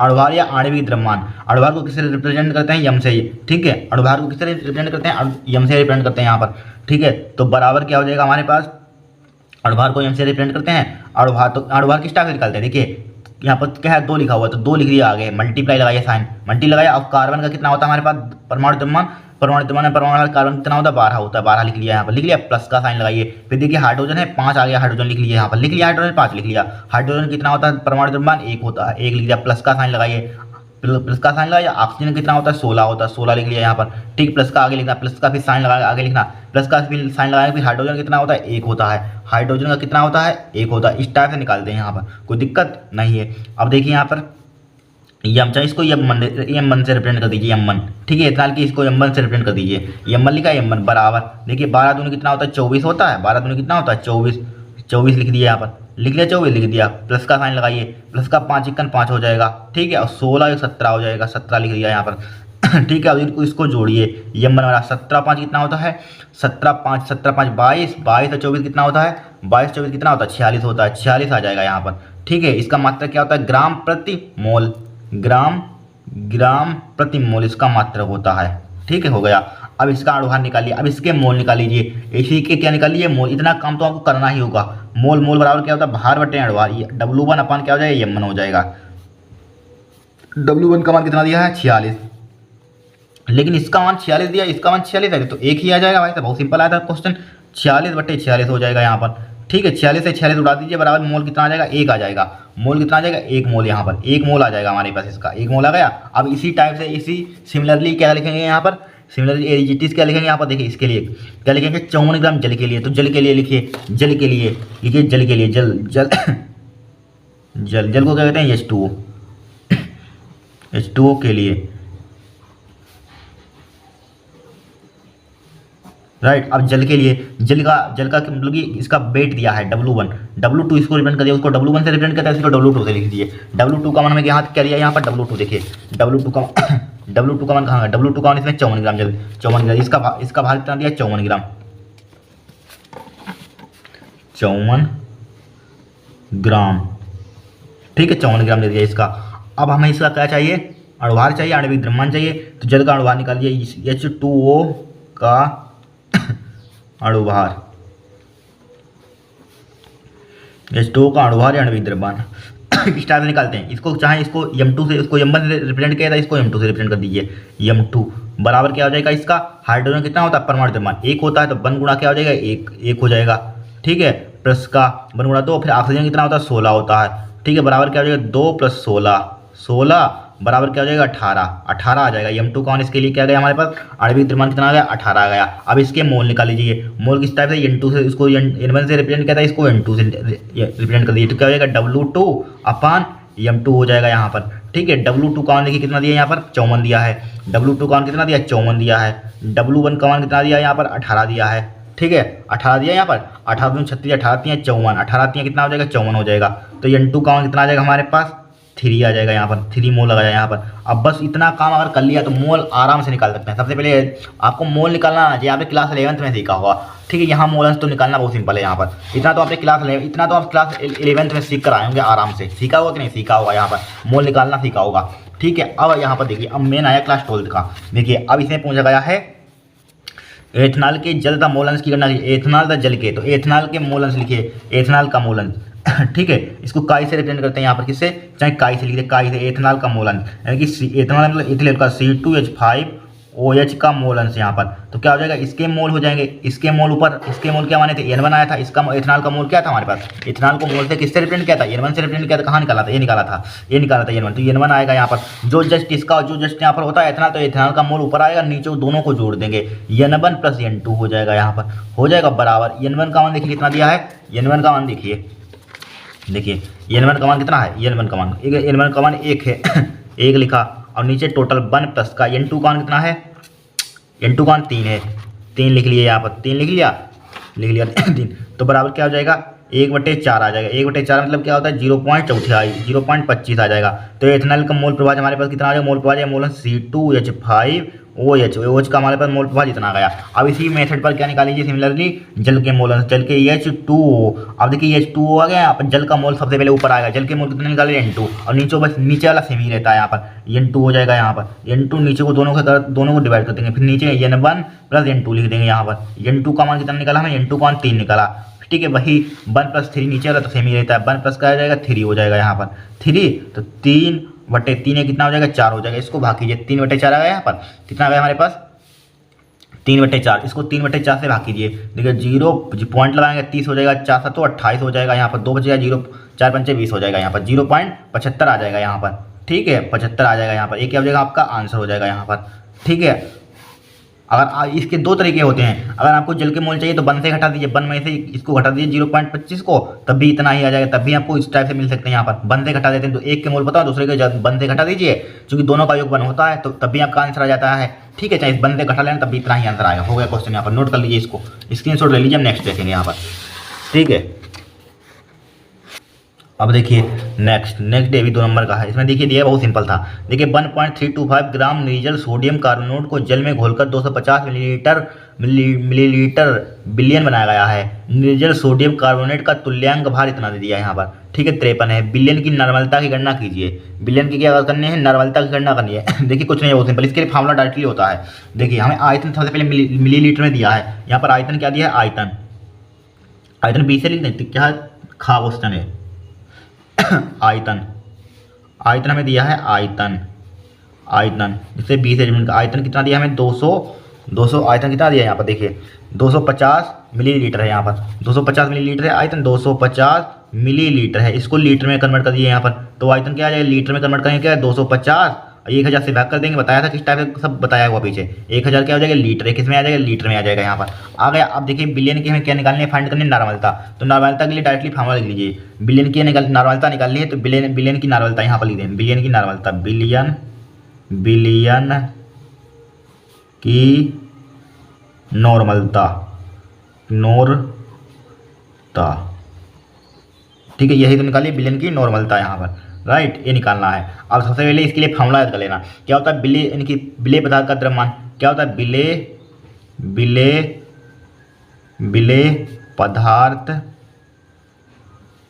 बिले पदार्थ का क्या होता है, द्रव्यमान, बिले पदार्थ का द्रव्यमान ग्राम में होता है, ध्यान रखना। फिर इसी के डिवाइड में क्या होता है हमारे पास, देखिए बिले पदार्थ का द्रव्यमान होता है, यहाँ पर बिले के पदार्थ का द्रव्यमान होता है डिवाइडेड बाई, और फिर क्या होता है हमारे पास, बिले का तुल्यांक द्रव्यमान, बिले का क्या होता है, बिले का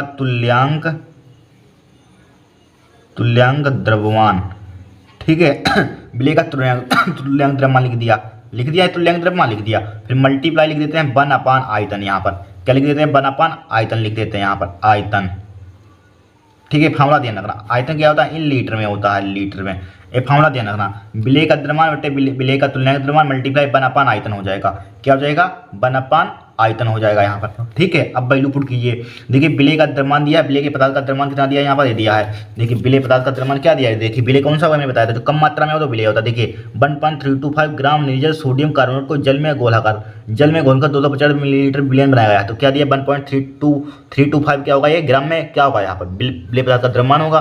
तो 1 पॉइंट यहाँ पर पुट कर दिए 1.325, ठीक है, डिवाइडेड बाई फिर विलेय का तुल्यांक, विलेय का तुल्यांक कितना दिया है, ये दिया है विलेय सोडियम क्लोराइड, विलेय का तुल्यांक कितना दिया है यहाँ पर, कितना दिया तुल्यांक यहाँ पर, विलेय का तुल्यांक 53 दिया है। 53 लिख दीजिए यहाँ पर, क्या लिख देंगे 53 लिख देंगे यहाँ पर, 53 मल्टीप्लाई का 1/, आयतन इन लीटर में, आयतन कितना 250/1000, तो 1/, लिख देंगे यहाँ पर। फिर क्या 250 बटे क्या हमारे पास 1000 है यहाँ पर, 1000 लिख दिया, कोई दिक्कत नहीं होगी। ये 250 है, 2 है यहाँ पर, ठीक है 250। अब देखिए इसको सिंप्लीफाई कीजिए तो क्या हो जाएगा 1.325 डिवाइड बाई 53, ठीक है, मल्टीप्लाई 1 लिखा और मल्टीप्लाई का 1000 ऊपर पहुँच जाएगा, 1000 ऊपर पहुँच जाएगा, 1000 ऊपर पहुँच जाएगा, नहीं सॉरी हाँ 1000 ऊपर पहुँच जाएगा, 250 क्या आ जाएगा नीचे आ जाएगा। ठीक है 250 कहाँ जाएगा, नीचे आ जाएगा यहाँ पर। अब देखिए इसकी कैलकुलेशन कीजिए, काटिए इसको, पीटिए, क्या कीजिए इसको काटिए यहाँ पे यार। देखिए किससे कट रहा है यहाँ पर, देखिए इस 0 से एक 0 काट दीजिए, यहाँ पर उड़ा दीजिए, काट दिया यहाँ पर। अब 25 होता है, 25 चौक कितना होता है 100 होता है यहाँ पर, हो गया 100। अब 4 की इसमें मल्टीप्लाई कर दीजिए यहाँ पर। देखिए 4 पंचे 20 का कितना हो जाएगा, 0 हो जाएगा, हासिल लगे 2, 4 दूनी 8, 2 10 का 0 हो जाएगा, हासिल लगा 1, 4 3 12, 13 का 3 हो जाएगा, हासिल लगा 1, 4 1 4 1 5 हो जाएगा। पॉइंट कितने के बाद 3 के बाद 1 2 3 यहाँ पर पॉइंट लगा दीजिए, लगा दिया पॉइंट यहाँ पर लगा दिया, बटे क्या हो जाएगा 53 हो जाएगा यहाँ पर, 53 हो जाएगा यहाँ पर, सही है 53 हो गया यहाँ पर, क्या हो गया यहाँ पर 53 हो गया यहाँ पर। ठीक है, अब देखिए यहाँ पर, अब क्या करेंगे यहाँ पर, देखिए यहाँ पर अगर देखिए ये पॉइंट हटाएंगे, यहाँ पर कितने जीरो आएंगे 1 2 3, तो 3 जीरो यहाँ पर बढ़ा दीजिए, 3 जीरो बढ़ा दिया यहाँ पर, बढ़ा दिया यहाँ पर। ठीक है, तो हमारे पास आ गया यहाँ पर, लिख देते 53/53 आ जाएगा यहाँ पर, मल्टीप्लाई क्या आ जाएगा हमारे पास 1000 आ जाएगा, 1000 आ गया यहाँ पर। अब 2 जीरो ऊपर लिखे हुए, 2 जीरो मल्टीप्लाई कर दीजिए यहाँ पर, डायरेक्टली काट सकते हैं लेकिन आपको दिखा रहे हैं 53 से 53 कैंसिल आउट हो जाएगा, और 2 जीरो से 2 जीरो कैंसिल आउट, तो क्या बचेगा 1/10 बचेगा यहाँ पर, 1/10 बचेगा यहाँ पर, 1/10। तो यहाँ पर बिलियन की नॉर्मलता किसे रिप्रेजेंट करते हैं, एन से रिप्रेजेंट करते हैं, बिलियन की नॉर्मलता किसे रिप्रेजेंट करते हैं, एन से करते हैं यहाँ पर। तो यही क्या होगा यहाँ पर नॉर्मलता, चाहे हिंदी में लिख दे नॉर्मलता को एन से रिप्रेजेंट करते हैं, तो क्या आ जाएगा यहाँ पर, तो यहाँ पर 1/10 क्या आ जाएगी नॉर्मलता आ जाएगी आपका। ठीक है, एक होगा हमारा आंसर होगा, बिलियन की नॉर्मलता आ गई यहाँ पर, बिलियन की नॉर्मलता।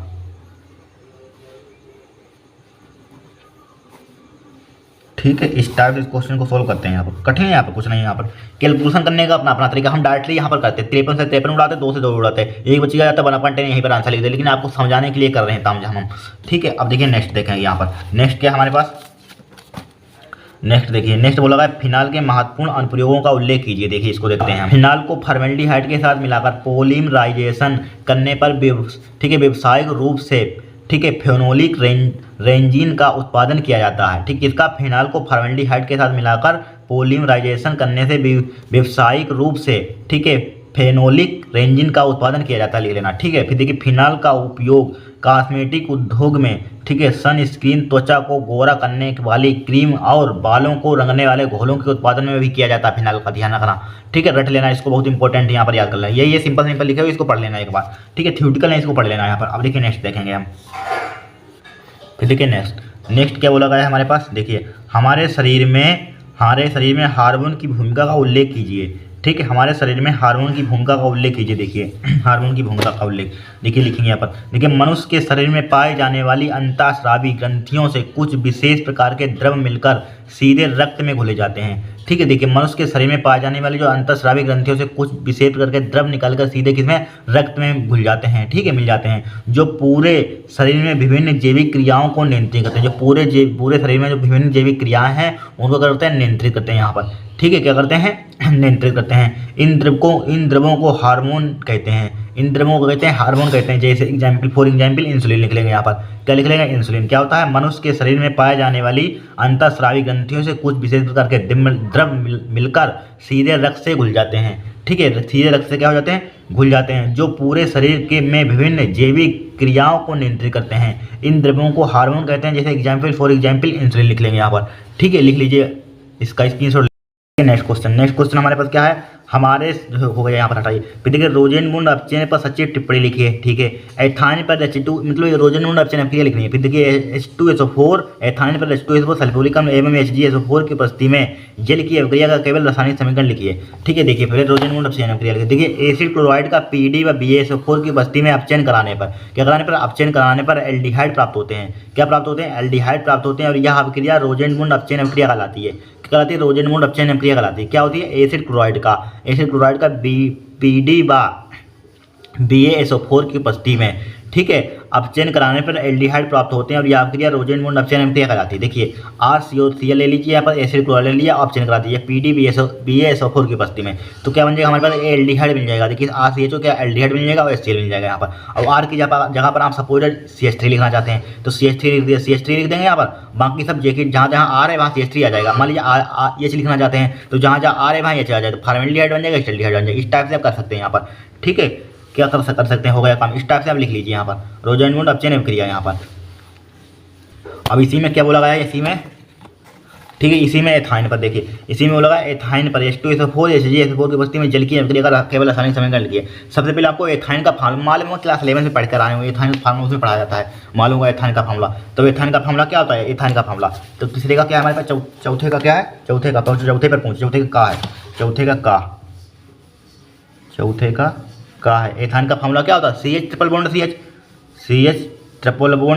CH। देखिए इसमें आयन लगा हुआ है, एन इन आयन। जब आयन लगा तो क्या होता है? ट्रिपल बॉन्ड होता है। एन होता है सिंगल बॉन्ड, इन होता है डबल बॉन्ड, आयन होता है एथाइन ट्रिपल बॉन्ड होगा। एथाइन क्या होगा? मेथेन, 2 कार्बन होने चाहिए, मेथेन, ठीक है। तो कार्बन मतलब triple bond, carbon triple bond क्या होता है? इन लगाते हैं तो इन है, तो एथाइन का फार्मूला बना सकते हैं अपने आप से। H2 की उपस्थिति में, H2 से करानी है यहाँ पर। किसकी उपस्थिति में करानी है हमें यहाँ पर?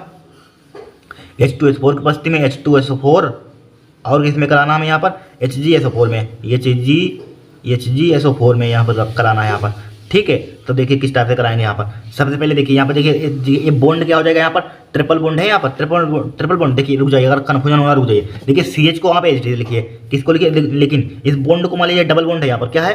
ट्रिपल बॉन्ड है। एक बॉन्ड को तोड़ दीजिए यहाँ पर, इस बॉन्ड को हटाइए, यहाँ पर H लगा। एक बॉन्ड में क्या होता है? H होता है, मालूम हो गया। तो यहाँ पर एक संयुक्त में क्या होता है? H होता है, संयुक्त पूर्ण करते हैं। तो ये बॉन्ड हटाइए, इसमें लगा दीजिए, ठीक है। ये इसमें लगा दीजिए, CH2 लगा दिया यहाँ पर, लगा दिया, कोई दिक्कत नहीं होगी। तो यहाँ पर क्या जाएगा? बचेगा डबल बॉन्ड बचेगा यहाँ पर, डबल बॉन्ड बचा, यहाँ पर डबल बॉन्ड बचा, ठीक है। फिर देखिए यहाँ पर क्या है? H2 है। H2 में क्या मालूम है आपको? HOH होता है। H2 में होता है कि नहीं? HOH होता है। अब देखिए HOH होता है H2 में, राइट, सही है, HOH होता है। फिर क्या है यहाँ पर? CH है। फिर क्या है यहाँ पर? CH। तो CH हो जाएगा यहाँ पर, CH हो जाएगा।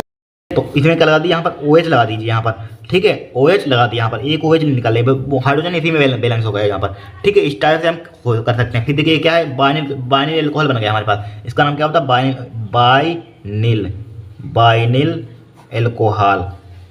बाइनिल एल्कोहल, ठीक है। अब देखिए इसी की क्रिया में इसका क्या करा देंगे? पुनर्विन्यास करा देंगे यहाँ पर, आगे चलेगी, ठीक है। इतनी कर देंगे, आधा नंबर मिलेगा आपको, ठीक है। पुनर्विन्यास यहाँ पर, क्या कर देंगे यहाँ पर?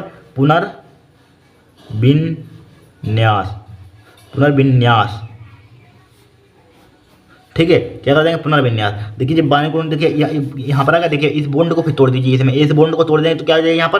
CH3 आ जाएगा, CH3 आ जाएगा यहाँ पर। CH3 आएगा तो बॉन्ड टूट गया यहाँ पर। क्या बॉन्ड टूट गया तो क्या बचेगा? सिंगल बॉन्ड दिखाया या ना दिखाई, तो क्या बचेगा हमारे पास? देखिए इसको क्या कर दिया हमने? बॉन्ड तोड़ दीजिए। इसको जब बॉन्ड तोड़ दिया यहाँ पर क्या हो जाएगा? CH3। जब बॉन्ड, फिर क्या बचेगा यहाँ पर? CH हो जाएगा यहाँ पर। हाइड्रोजन इसी में बैलेंस हो जाएगा यहाँ पर, इसी में जो करेंगे हाइड्रोजन इसी में बैलेंस हो जाएगा यहाँ पर, ठीक है। CH3 CHO। एक क्या हमारे पास है? बताइए, एस्टल्डिहाइड है, अभी पढ़ाया था हमने, क्या है? एस्टल्डिहाइड है यहाँ पर। इसका नाम क्या होता है? एस्टल्डिहाइड है, ठीक है। एस्टल्डिहाइड यहाँ पर बन गया, इसका नाम चाहे लिख लेना, एस्टल्डिहाइड है यहाँ पर। क्या? एस्टल्डिहाइड है यहाँ पर, हो गया काम। इस टाइप से हम क्या कर सकते हैं? लिख सकते हैं यहाँ पर। अब देखिए नेक्स्ट यहाँ पर, ठीक है, क्या देखेंगे यहाँ पर? नेक्स्ट देखेंगे। नेक्स्ट क्वेश्चन हमारे पास क्या है यहाँ पर? देखिए ये हो गया काम यहाँ पर। फिर देखिए अभिक्रिया की आणविकता तथा अभिक्रिया की कोटि में अंतर उल्लेख कीजिए, ठीक है। फिर बोला है अभिक्रिया की H2 दिया गया है, गैस में है, गैस में तो शून्य कोटि की अभिक्रिया है। देखिए गैस में होती है शून्य, H2 की कोटि क्या होगी हमने बताया था, जब शून्य होता है लिक्विड में अवस्था में होता गैस में, तो क्या होता है उसकी कोटि क्या लेते हैं? 0। इसकी कोटि भी 0 होगी, इसकी कोटि भी 0 होगी, इसकी कोटि भी 0, चूंकि लिक्विड अवस्था में रहते हैं यहाँ पर, एक प्रकार का गैस में रहते हैं यहाँ पर, ठीक है। यहाँ पर बोला गया यहाँ पर गैस में इन्होंने लिख भी दिया, यहाँ पर ठोस में होते हैं उसकी लेते हैं यहाँ पर, उसकी हम कोटि काउंट करते हैं। देखिए इसको निकालते हैं हम, देखिए अभिक्रिया के कोट एवं आणविकता में डिफरेंस अंतर। देखिए अभिक्रिया के कोट इधर हेडिंग डालेंगे, कभी मिस नहीं होता, हर साल आता है, देख लेना आप। अभिक्रिया की आणविकता यहाँ पर हेडिंग डालेंगे। देखिए अभिक्रिया की कोट भिन्नात्मक हो सकती है, ठीक है। जो अभिक्रिया की कोट होती है वो क्या होती है, भिन्नात्मक हो सकती है यहाँ पर, ठीक है। अभिक्रिया की कोट इसमें क्या होती है, एक कोट इस टाइप किस टाइप से निकलते हैं, यहाँ पर कोट है यहाँ पर, मतलब कि लिक्विड कोट गैस है यहाँ पर, गैस में कोट निकलती नहीं, यहाँ पर शून्य होती है। यहाँ पर इसकी कोट क्या होती है, निकालना सब पीछे बता चुके हैं। यहाँ पर इसकी कोट इस टाइप से मान लीजिए यहाँ पर, ठीक है। कोट क्या है, इस टाइप से यहाँ पर भिन्नता मतलब 1/2 हो सकती है, 3/2 हो सकती है। कोट क्या है यहाँ पर, जब ठोस अवस्था में तो इसके आगे का लिख लेते हैं, यहाँ पर ठोस अवस्था में होता है तो इसकी आगे का कर लेते हैं, लिख लेते हैं। यहाँ पर इसमें कुछ है नहीं, इसकी कोट निकाल ही नहीं सकते, यहाँ पर एग्जाम्पल नहीं है यहाँ पर, ठीक है। इसकी कोट क्या निकाल ही नहीं सकते यहाँ पर। जब यहाँ पर ठोस बाई चांस लिख देते तो कुछ और होता, ठोस होता है तो यहाँ पर उसके आगे वाला काउंट कर लेते हैं नंबर, ठीक है। मालूम होगा कोट निकालना, ठीक है। अभिक्रिया की कोट क्या होती है, भिन्नात्मक हो सकती है। अभिक्रिया की आणविकता पूर्ण संख्या में होती है। अभिक्रिया की आणविकता क्या होती है, पूर्ण संख्या में होती है, ध्यान रखना। किसमें होती है, पूर्ण संख्या में होती है यहाँ पर, ठीक है, ठीक है। पूर्ण संख्या में होती है। क्या होती है, अभिक्रिया की कोट भिन्नात्मक हो सकती है, अभिक्रिया की आणविकता एक पूर्ण संख्या में होती है। फिर देखिए अभिक्रिया की कोट शून्य हो सकती है। अभिक्रिया की कोट देखिए यही है यहाँ पर, यही एग्जाम्पल है आपके सामने। इसमें क्या कोट क्या है, शून्य है यहाँ पर, इसकी भी जीरो, इसकी भी जीरो, इसकी भी जीरो। तो यहाँ पर क्या हो सकती है, अभिक्रिया की कोट क्या होती है, शून्य हो सकती है, ठीक है। आणविकता कभी शून्य नहीं हो सकती, आणविकता क्या होगी, कभी शून्य नहीं हो सकती यहाँ पर, ठीक है। अभिक्रिया की कोट प्रयोगों द्वारा निकाली जा सकती है, इसको क्या प्रयोगों द्वारा निकाली जा सकती है अभिक्रिया की कोट यहाँ पर, ठीक है। अभिक्रिया की आणविकता की व्याख्या उसकी क्रियाविधि द्वारा करते हैं। अभिक्रिया की आणविकता की व्याख्या उसकी क्रियाविधि द्वारा करते हैं, ठीक है। नंबर 40 उन अणुओं की संख्या है जिनकी सांद्रता परिवर्तित होती है। यह क्या है, अभिक्रिया की कोट क्या है, या उन अणुओं की संख्या जिसकी सांद्रता परिवर्तित होती है, ठीक है। यह अभिकारक अणुओं की कुल संख्या होती है। ये क्या होती है, यह अभिकारक अणुओं की कुल संख्या होती है। यहाँ पर लिख लीजिए इसको, ठीक है। सेकंड पार्ट करते हैं, इसको लिख लीजिए आप। देखिए हमें क्या दी गई, रिएक्शन दी गई यहाँ पर, क्या दी गई, H2, ठीक है। दिख रहा है आपको, रुक जाइए, सही है, ठीक है। चौथे का खा है यहाँ पर, चौथे का खा, क्या दी गई रिएक्शन, H2, ठीक है। गैस में यहाँ पर क्या है, गैस में, ठीक है, प्लस के Cl2 है यहाँ पर गैस में, गिव्स आउट क्या 2HCl, ये भी गैस में है, ठीक है। इसमें कह ही दिया शून्य कोटि की है, कोट इसकी शून्य है यहाँ पर, कह ही दिया यहाँ पर। अब देखिए इसकी हमें क्या निकालना है यहाँ पर, इसका क्या निकालना है यहाँ पर, शून्य कोटि की अभिक्रिया, इसका अभिक्रिया का वेग समीकरण लिखिए। तो वेग समीकरण लिखिए यहाँ पर, वेग समीकरण dx/dt से लिखते हैं, वेग समीकरण dx/dt, ठीक है। क्या होगा, समानुपाती होगा यहाँ पर, क्या होगा, वेग समीकरण क्या होगा, समानुपाती होगा। किसके होगा यहाँ पर, देखिए इसको लिखेंगे यहाँ पर H2, तो क्या हो जाएगा यहाँ पर, H2 है यहाँ पर, क्या है, H2 है, तो H2 लिख लेंगे, H2 इस टाइप से बंद कर देंगे सांता को में। H2 इसकी पावर क्या है, यहाँ पर कोटि का, इसकी कोटि क्या है, 0 है। और फिर क्या हो जाएगा, Cl2 हो जाएगा यहाँ पर, Cl2 हो जाएगा यहाँ पर, ठीक है। Cl2 हो जाएगा, इसकी कोटि क्या हो जाएगी, 0 हो जाएगा। यही क्या है आपका वेग समीकरण है यहाँ पर, ठीक है। यही क्या है आपका वेग समीकरण। चाहे इसको समानुपाती का साइन हटा दीजिए जो एक कोस्टेंट आ जाएगा यहाँ पर, चाहे इतना ही लिख दीजिए, इतना ही सही है यहाँ पर, ना मत कीजिए, कुछ मत कीजिए यहाँ पर, कुछ सिंपलीफाई थोड़ी ना करना है, एक नंबर का इतना लिख दिया यहाँ पर, हटाइए। फिर देखिए, फिर बोला गया सेल के विशिष्ट प्रतिरोध तथा चालकत्व की परिभाषा लिखिए।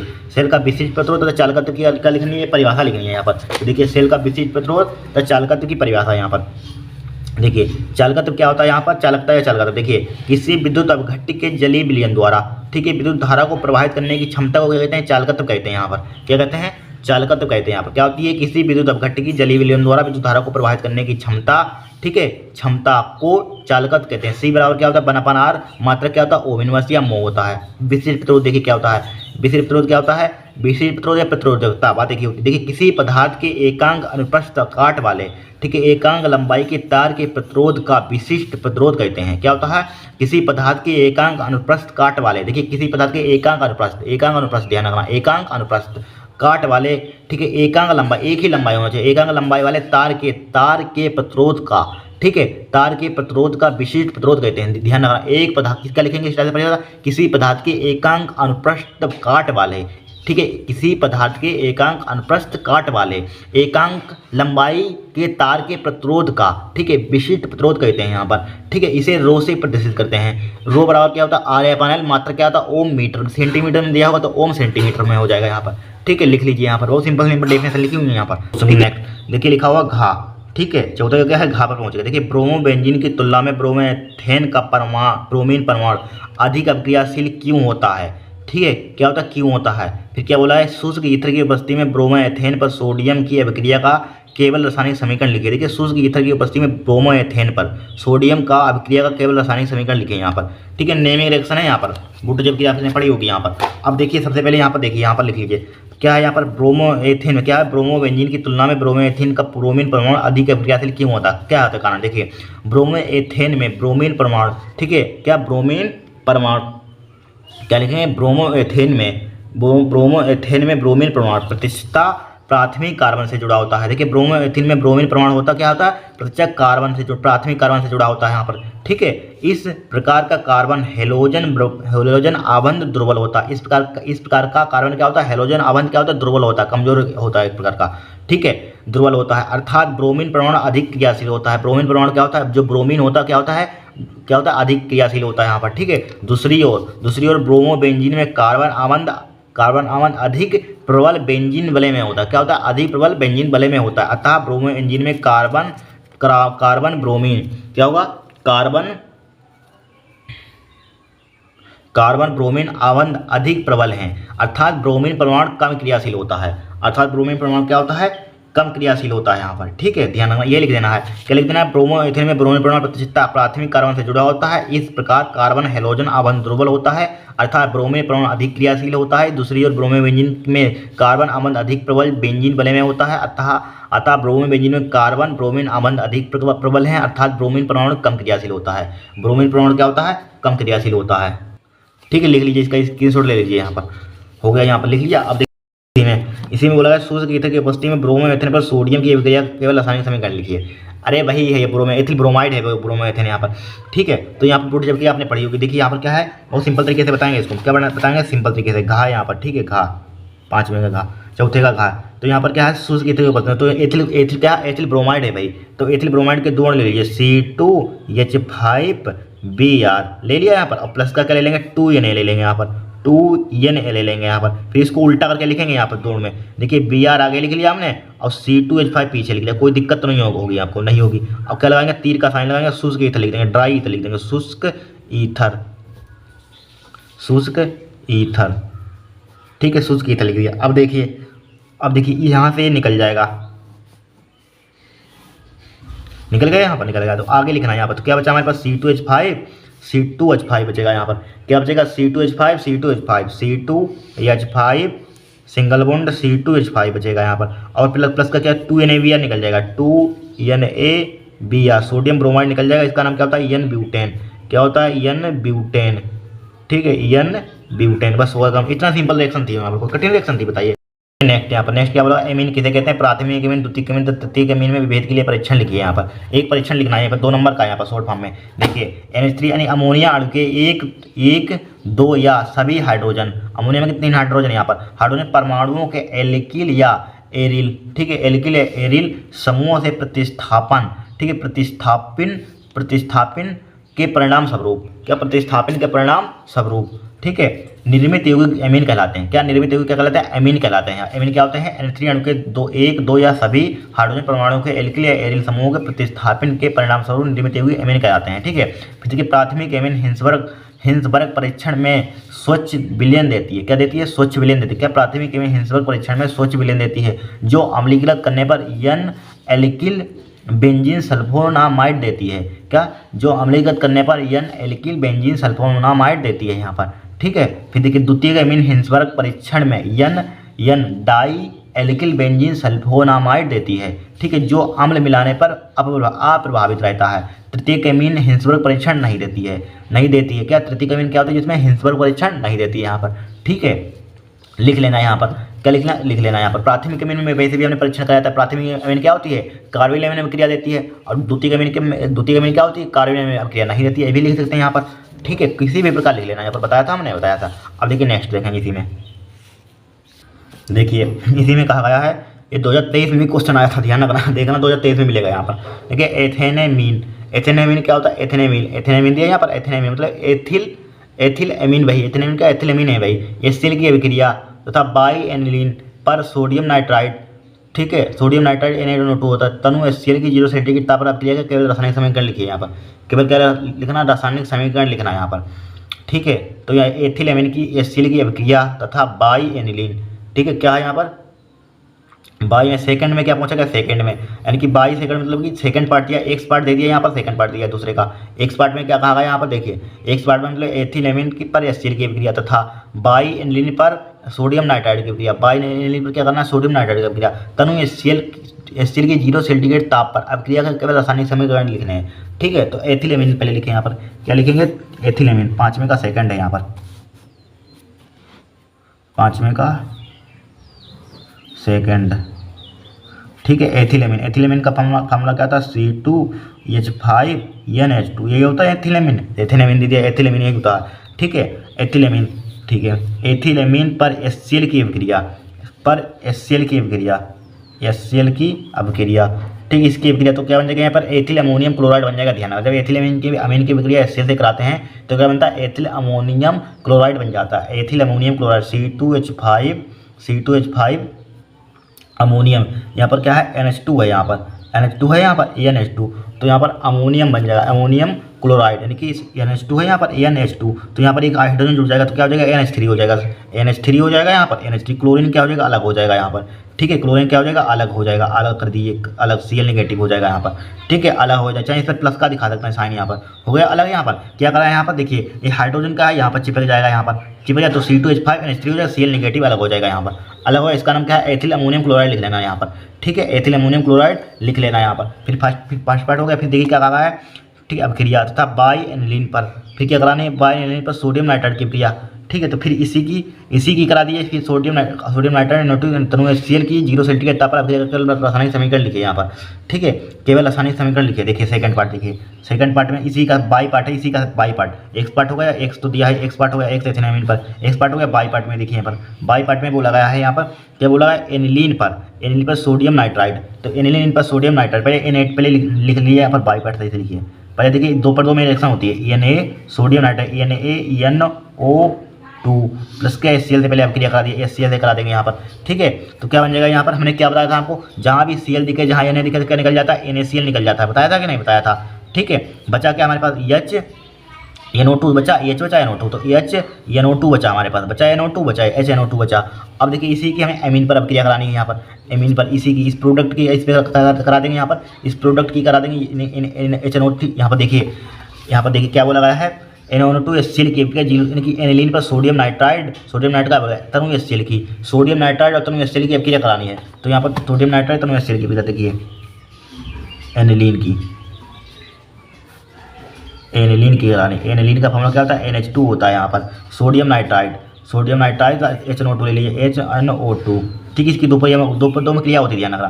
प्लस का क्या ले लेंगे यहाँ पर, HNO2 ले लिया, प्लस का क्या ले लेंगे यहाँ पर, HCl ले लेंगे यहाँ पर, HCl। ठीक है, HCl ये वाला उठाएंगे, ये मत उठा लेना यहाँ पर। ठीक है, अब फिर देखिए यहाँ पर तो क्या बन जाएगा हमारे पास, बेंजीन डायोजोनियम क्लोराइड बन जाएगा, बेंजीन डायोजोनियम क्लोराइड।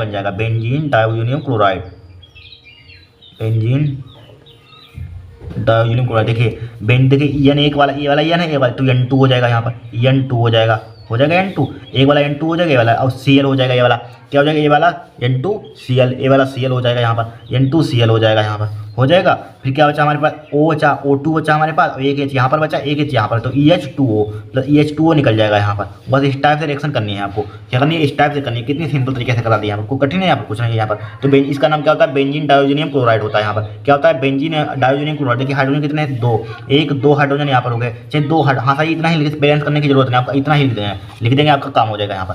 ठीक है, बैलेंस करिए चाहे ना करिए यहाँ पर हाइड्रोजन। फिर यहाँ पर देखिए हाइड्रोजन कितने हैं यहाँ पर, 2। ठीक है, रिंग वाली जो रिएक्शन होती है उनमें बैलेंस करना नहीं होता यहाँ पर। का फर्स्ट देखिए 2 नंबर का है, 4 नंबर के क्वेश्चन है, 2 नंबर का ये होगा, 2 नंबर का ये होगा। देखिए डी ब्लॉक था, एफ ब्लॉक के तत्व क्या है यहाँ पर।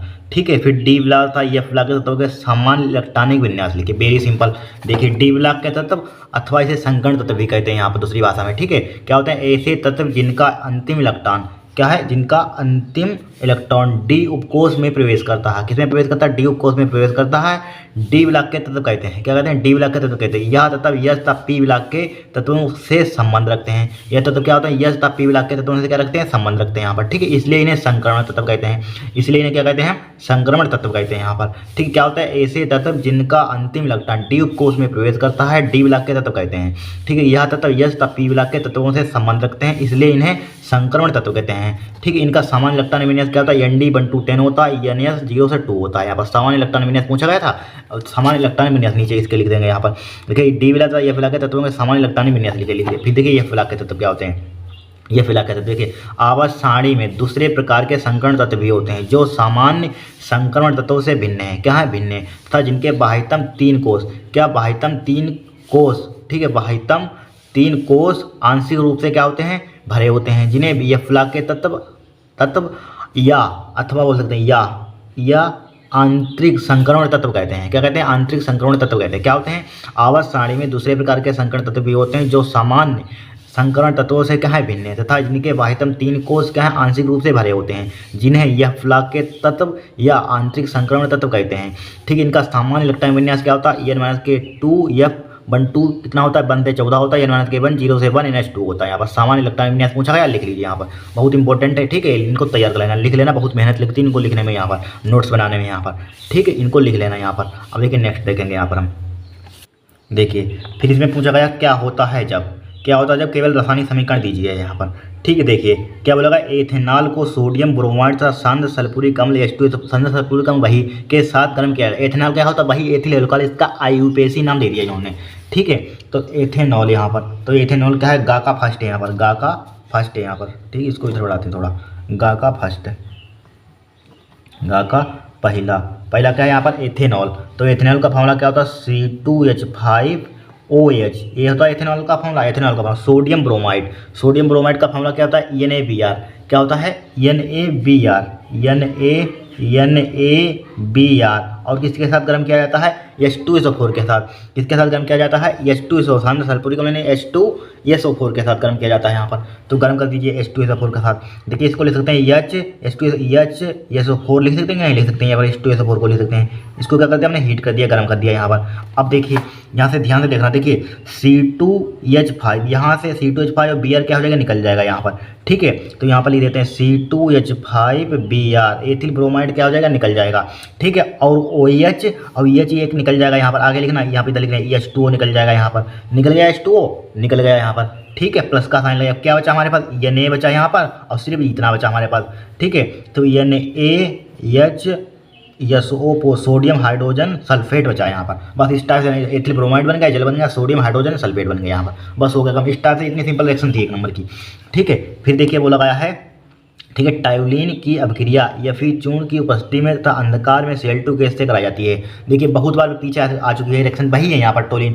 ठीक है, देखिए अब कराई थी यहाँ पर टोलिन की अभिक्रिया, शायद ये बार करते बेंजीन, जिस टाइप से बेंजीन की रिएक्शन करते थे, सॉरी क्लोरोबेंजीन, उसी टाइप से है सेम टू सेम। देखिए लिखी हुई है, कहाँ क्लोरोबेंजीन की सल्फ्यूरिक अम्ल के साथ अभिक्रिया ऑर्थो पर लगाएंगे, पैरा पर, यही होता है सेम टू सेम। देखिए यहाँ पर क्या सेकेंड देखेंगे, क्या है यहाँ पर, टायोलिन है यहाँ पर, कहाँ है टायोलिन, तो टायोलिन का फार्मूला लिखिए, टोइलिन।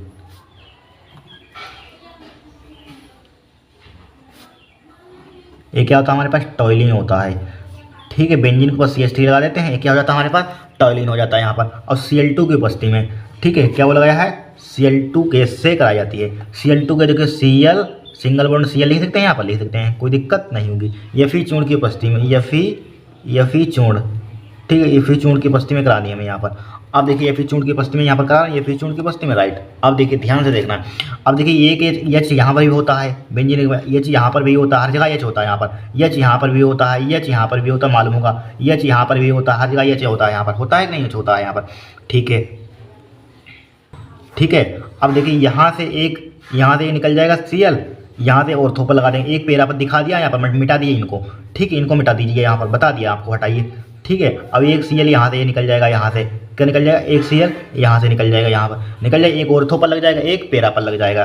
ठीक है, एक ऑर्थो पर लगा दीजिए, एक पैरा पर लगा दीजिए, यहाँ पर एक ऑर्थो पर, एक पैरा पर, यहाँ पर एक ऑर्थो पर, एक ऑर्थो पर लगा दीजिए Cl। ठीक है, और यहाँ पर आगे लिखना, आप इधर लिख रहे हैं, एक कहाँ लगा देंगे, आप पैरा पर लगा देंगे। ठीक है, पैरा पर CH3 तो आपको ज्यों का त्यों लिखना है, सिमिलरली लिखना है। अब यहाँ पर क्या लगा देंगे, Cl यहाँ पर, तो इसका नाम क्या हो जाएगा, और इसका नाम हो जाएगा, इसका क्या नाम है, इसका हो जाएगा ऑर्थो, इसका नाम हो जाएगा ऑर्थो पर लगा है, और इसका नाम क्या हो जाएगा यहाँ पर, पैरा क्लोरोटाइलिन, इसका नाम क्या हो जाएगा, पैरा क्लोरोटाइलिन। ठीक है, इसका पैरा क्लोरोटाइलिन हो जाएगा, टोइलिन, पैरा क्लोरोटाइलिन, इसका लिख लेना, इसका क्या हो जाएगा, ऑर्थोक्लोरोटाइलिन, क्या हो जाएगा, इसका नाम ऑर्थोक्लोरोटाइलिन हो जाएगा। यहाँ पर हो जाएगा कि नहीं हो जाएगा, आराम से नोट कीजिए इसको। फिर देखिए थर्ड रिएक्शन दी गई है क्या, बेंजीन डायोजोनियम क्लोराइड की जल से अभिक्रिया कराई जाती है। देखिए बेंजीन थर्ड रिएक्शन है, थर्ड रिएक्शन। देखिए बेंजीन डायोजोनियम क्लोराइड का फॉर्मूला क्या होता है, यहाँ पर लिख देते हैं बेंजीन, ये क्या होता है हमारे पास, बेंजीन डायोजोनियम क्लोराइड होता है N2Cl। क्या होता है, बेंजीन डायोजोनियम क्लोराइड की क्रिया किससे कराई जाती है, जल से कराई जाती है। ठीक है, किससे कराई जाती है, जल से कराई जाती है, H2O से कराई जाती है, H2O से कराई जाती है। तो क्या बन जाएगा हमारे पास, देखिए H2O में क्या होता है, यहाँ पर H2 में एक H होता है और एक क्या होता है, OH होता है। मालूम होगा आपको, H होता है OH होता है कि नहीं होता है, होता है, H होता है और क्या होता है हमारे पास, OH होता है। ठीक है, राइट। अब देखिए हमने बताया था जहाँ भी H दिखे वहाँ Cl दिखे, क्या हो जाएगा, HCl ये निकल जाएगा। आपको सब समझाने के लिए बता रहे हैं यहाँ पर, HCl क्या हो जाएगा, यहाँ से निकल जाएगा। अब एग्जाम में ऐसे मत करना यहाँ पर, ठीक है, समझाने के लिए बता रहे हैं यहाँ पर, डायरेक्टली लिख देना आप, ठीक है, समझने के लिए। और क्या निकल जाएगा, OH N2 अलग गैस उड़ जाएगी, N2 गैस क्या हो जाएगी, उड़ जाएगी यहाँ पर।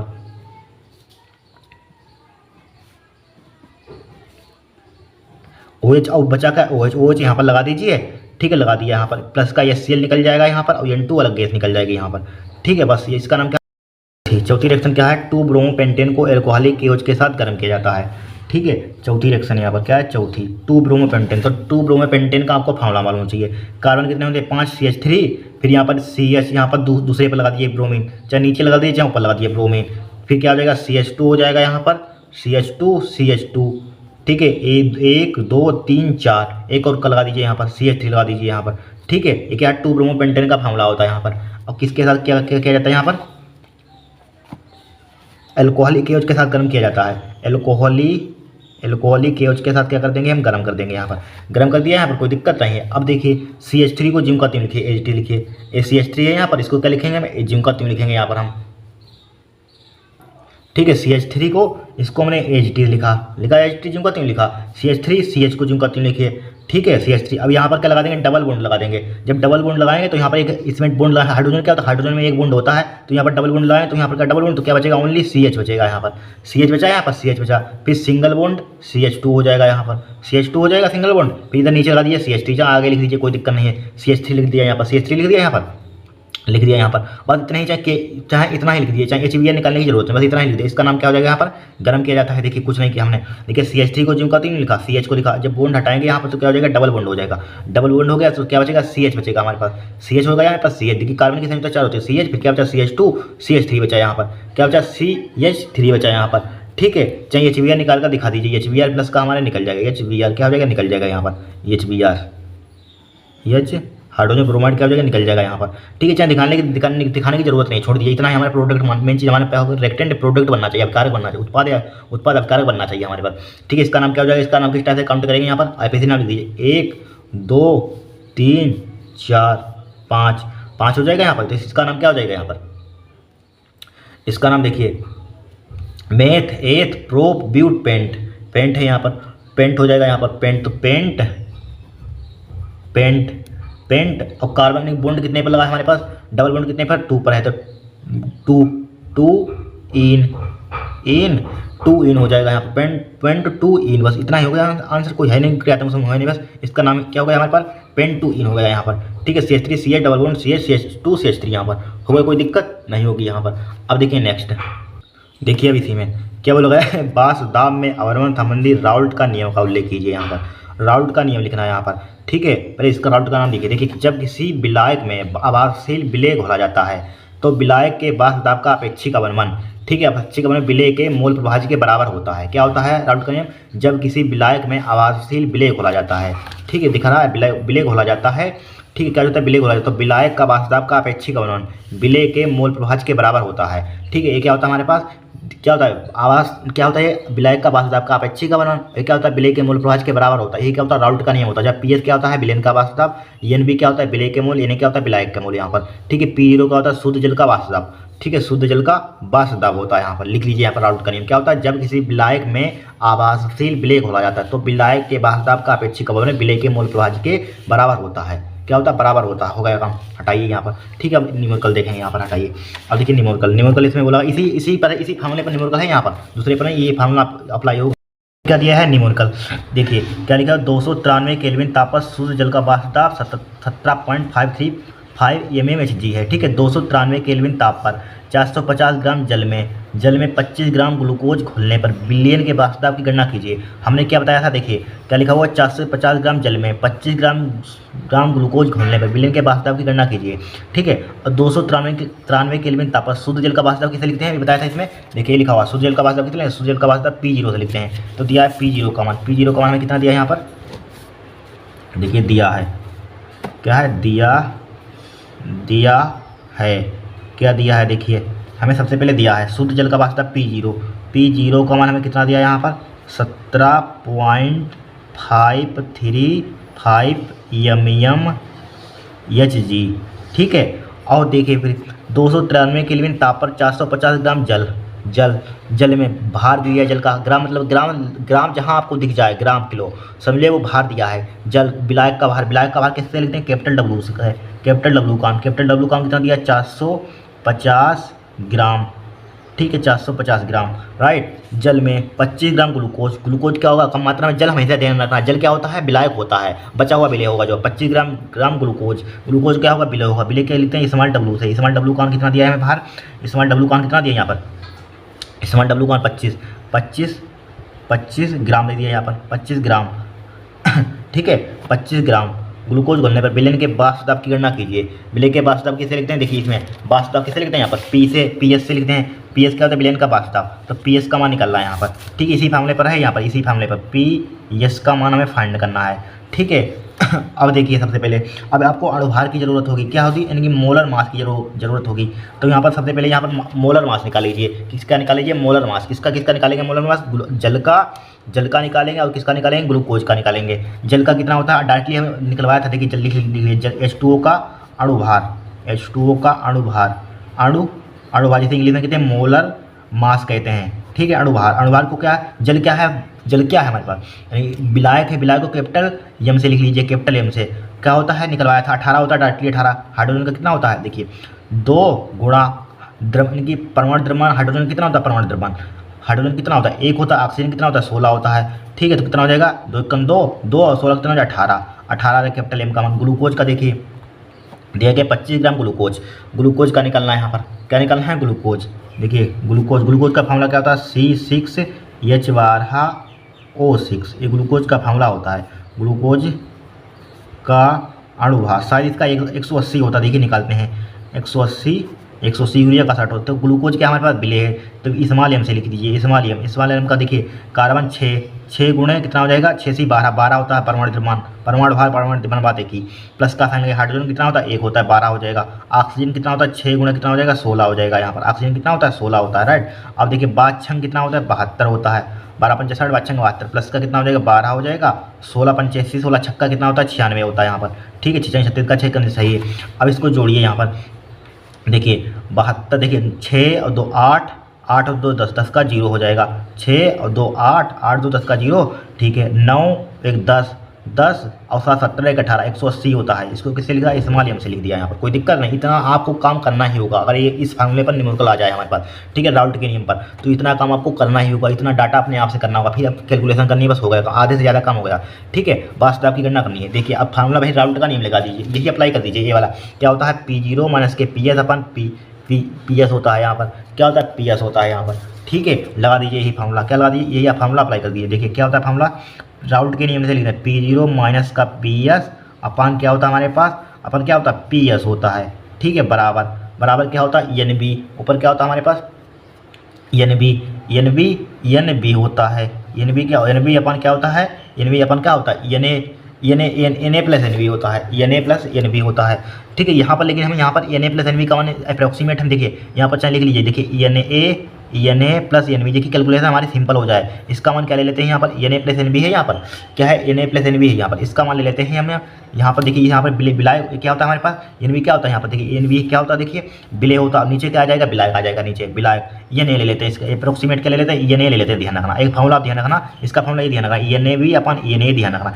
NB क्या होता है, लिख दिया है, विलेय का मोल होता है। Na क्या होता है हमारे पास, इन्हें क्या होता है, विलायक का मोल होते हैं। क्या होता है, विलायक का मोल। ध्यान लिखा हुआ आपके सामने, कन्फ्यूजन मत होना, यहाँ पर लिख दिया, ये लिख लेना सब यहाँ पर। ठीक है, लिखवा रहे हैं यहाँ पर, ठीक है, वरना आपको कन्फ्यूजन होगा। अब देखिए मोल बराबर क्या होता है, भार बटे अणुभार। देखिए विलायक का होता है, ध्यान रखना, देखिए P0 माइनस का PS पी एस हो गया, पी जीरो माइनस के पी एस अपान क्या हो जाएगा, पी एस हो जाएगा यहाँ पर, हो गया पी एस हो गया बराबर बराबर। देखिए अब मोल बराबर क्या होता है हमारे पास फार्मूला, मोल बराबर क्या होता है फार्मूला बताइए। मोल बराबर होता है भार बटे अणुभार, भार क्या होता है, भार बटे अणुभार। लेकिन ये विलेय भार किसका लेंगे, ये तो देख लीजिए इन भी है का विलेय का, तो विलेय का भार लीजिए। विलेय का भार कितना माना हमने, विलेय का भार स्मॉल डब्लू से माना, तो ऊपर क्या आ जाएगा small W upon small M आ जाएगा, ठीक है, स्मॉल एम आ जाएगा। अब नीचे क्या होता है विलायक का, विलायक का तो विलायक का मोल कितने, मोल बराबर क्या होता है फार्मूला, ये तो मोल बराबर भार बटे अणुभार, ठीक है। अब ये क्या होता है विलेय, विलेय का मोल क्या है, विलेय विलायक का होता है, ये क्या होता है विलायक का, देख लीजिए अपने यहाँ से, ये क्या होता है विलायक के मोल होते हैं, तो विलायक के मोल तो कैपिटल विलायक को बड़े से लिखते हैं, तो भार बटे अणुभार कैपिटल डब्लू अपान कैपिटल एम हो जाएगा, हो जाएगा कि नहीं हो जाएगा। अब देखिए अब इसको उल्टा कर दीजिए, देखिए इसको उल्टा करेंगे तो क्या हो जाएगा यहाँ पर small W upon small M multiply capital M ऊपर पहुँच जाएगा, कैपिटल डब्लू नीचे आ जाएगा यहाँ पर, राइट। अब देखिए पी जीरो माइनस के पी एस का फार्मूला ए बन गया, डायरेक्टली हम इस फार्मूले को ध्यान रख सकते हैं अगर याद करना चाहते हैं, ठीक है। Small W upon M small M multiply M capital M upon capital W, इस फार्मूलों को याद कर लेना, याद करना चाहते हैं, ठीक है। निकल गया फार्मूला। अब देखिए यहाँ पर वैल्यू पुट कीजिए, आपका आंसर आ जाए। देखिए पी जीरो का कितना दिया 17.535, 17.535, देखिए 17.535 पुट कर दिया पी एस, पी एस का मान तो निकालना ही है, छोड़िए पी एस का मान क्या निकालना है, पी एस का सोल्यूशन बिलियन का वास्ता निकालना है, पी एस अपन क्या हो जाएगा हमारे पास पी एस हो जाएगा बराबर स्मॉल डब्लू कौन, देखिए स्मॉल डब्लू कौन कितना दिया है 25, स्मॉल डब्लू कौन कितना दिया 25 लिख लीजिए यहाँ पर 25। और इसका मोलर मास कितना दिया है H2O का स्मॉल डब्लू, हाँ स्मॉल एम का मोलर मास कितना दिया है यहाँ पर 180 लिख लिया यहाँ पर, ठीक है, मल्टीप्लाई। अब देखिए कैपिटल एम का मान, कैपिटल एम का मान कितना दिया 18, कैपिटल एम का मान कितना दिया 18 लिख लिया। कैपिटल डब्लू का मान कितना दिया है, कैपिटल डब्लू का मान दिया है 450 लिख लिया यहाँ पर, ठीक है 450 लिख दिया। उड़ाइए इसको काटिए, देखिए 18 से काटिए, 18 दशामलव कितना होता है 180 होता है, ठीक है। अब देखिए इसको काटिए यहाँ पर, अब किससे काटें 5 से काट दीजिए यहाँ पर, 25 से कट जाएगा, 25 दूना 50, 25 से काट देखिए 25 दूना 50, 25 दूना 50 ज़्यादा हो जाता है यहाँ पर, 25 5 से काटिए देखिए 25 हो जाएगा यहाँ पर, हो जाएगा। अब देखिए 5 से इसको काट दिए 25 5 में कितना हो जाएगा 45 हो जाएगा, 90 आ जाएगा यहाँ पर, ठीक है। फिर अगेन काट दिए 5 से, 5 इक्कन 5 18 पंचे 90, यानी कि 5 इक्कन 5 और कितना बचेगा यहाँ पर 4 5 और 40 यानी कि 18 आ जाएगा यहाँ पर। तो हमारे पास कितना आ गया यहाँ पर 17.535 है, ध्यान रखना 5.535 माइनस का पी एस अपान पी एस है यहाँ पर बराबर क्या बचा हमारे पास 1/180 बचेगा यहाँ पर, क्या बचेगा यहाँ पर 180 तो बचेगा यहाँ पर 180 बचेगा, ठीक है 180, इसकी 10 में मल्टीप्लाई कर दिए 180 बचा यहाँ पर। अब देखिए इसकी मल्टीप्लाई चाहे आप उधर कर दीजिए, ठीक है, कैंची में मल्टीप्लाई कर दीजिए, कैंची नुमा इधर ही मल्टीप्लाई इसकी कर दीजिए, कैंची नुमा इधर मल्टीप्लाई इधर कर दीजिए, तो इसकी मल्टीप्लाई इधर कर दिए यहाँ पर, इसकी मल्टीप्लाई इधर कर दिए, तो क्या हो जाएगा 17.535 माइनस का पी एस इंटू 100 क्या हो जाएगा 180 हो जाएगा बराबर क्या हो जाएगा पी एस हो जाएगा, हो गया पी एस, ठीक है। अब 180 किस में मल्टीप्लाई कीजिए, देखिए 17.535 मल्टीप्लाई 180 माइनस का 180 पी एस हो जाएगा बराबर क्या हो जाएगा पी एस हो जाएगा, यहाँ पर हो गया पी एस हो गया। अब देखिए इसकी 18 की मल्टीप्लाई कीजिए, तो इसमें कीजिए 18 की, 18 दूनी 36 18 54 88 72 18 पंचे 90 होता है, 18 पंचे कितना होता है 90, 90 का कितना हो जाएगा 0 हो जाएगा, हासिल लेके 9 18 दूनी 36 18 54 54 और 9 कितना होता है 54 9 कितना होता है यहाँ पर 54 और 9 63 होता है, 54 9 63 का कितना हो जाएगा 3 हो जाएगा, हासिल लेके 6, ठीक है। अब 18 पंचे 90 90 और 6 कितना होता है 90 6 कितना होता है 96 96 कितना हो जाएगा 6 हो जाएगा, वही हासिल लेके 9, ठीक है, हासिल लेके 9 मल्टीप्लाई कीजिए किसमें 7 में, 18 7 कितना होता है 126, 18 7 कितना होता है 126 होता है, देखिए 18 7 कितना होता है 126 18 7 126 हासिल कितने लगे थे हमारे पास 9 लगे थे, 126 और 9 कितना होता है 126 और 4 130 135 का कितना हो जाएगा 5 हो जाएगा, 135 होगा 135 का 5 हो जाएगा, हासिल कितने लगेंगे 13, ठीक है। 18 1 18 हो जाएगा यहाँ पर, ठीक है 18 1 18 और 13 कितना हो जाएगा 18 और 13 18 3 18 और 2 20 31 हो जाएगा, 31 हो जाएगा यहाँ पर 31 हो जाएगा। ए वाला 0 था इसमें और 0 बढ़ा दीजिए, पॉइंट कितने के बाद था 1 2 3 3 के बाद पॉइंट लगा दीजिए 1 2 3, यहाँ पर आ जाएगा पॉइंट, कहाँ पर आ जाएगा यहाँ पर आ जाएगा, माइनस का क्या हो गया 180 पी एस हो जाएगा बराबर क्या हो जाएगा पी एस हो जाएगा यहाँ पर, ठीक है। अब इसको उधर भेज दीजिए चाहे आप, ठीक है, पी एस को क्या कर दीजिए 180 इसको आप उधर भेज दीजिए 100 तो उधर भेज देंगे यहाँ पर, ठीक है। तो 31.56.3 इन 0 को हटा दीजिए, कोई कम नहीं है, बराबर क्या हो जाएगा पी एस हो जाएगा प्लस का क्या हो जाएगा हमारे पास 180 PS हो जाएगा। तो यहाँ पर क्या आ जाएगा 181 PS हो जाएगा, बराबर क्या आ जाएगा 3156 हो जाएगा। 3156 पॉइंट कितना हो जाएगा हमारे पास 3 हो जाएगा यहाँ पर। ठीक है, अब PS का मान निकाल लीजिए, PS का मान निकाला था तो 3156.3 डिवाइडेड बाई कितना हो जाएगा 181 हो जाएगा। इसको भाग करना वही आपका आंसर आ जाएगा। देखिए कितना आता है यहाँ पर, इसको भाग कर लेना आप यहाँ पर, तो हमारे पास आ जाएगा 17.44 आ जाएगा। कितना आ जाएगा 17.44, देख लेना, भाग कर लेना यहाँ पर 17.44 आ जाएगा, 17.44 आ जाएगा यहाँ पर, भाग कर लेना EM। ठीक है, मिलीमीटर, एक हो जाएगा आपका आंसर आ जाएगा यहाँ पर। ठीक है, 17.44 क्या हो जाएगा आपका आंसर हो जाएगा यहाँ पर।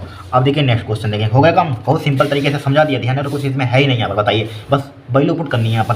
ठीक है, हो जाएगा आपका आंसर यहाँ पर, नोट कर लीजिए इसको, क्या कर लीजिए, नोट कर लीजिए।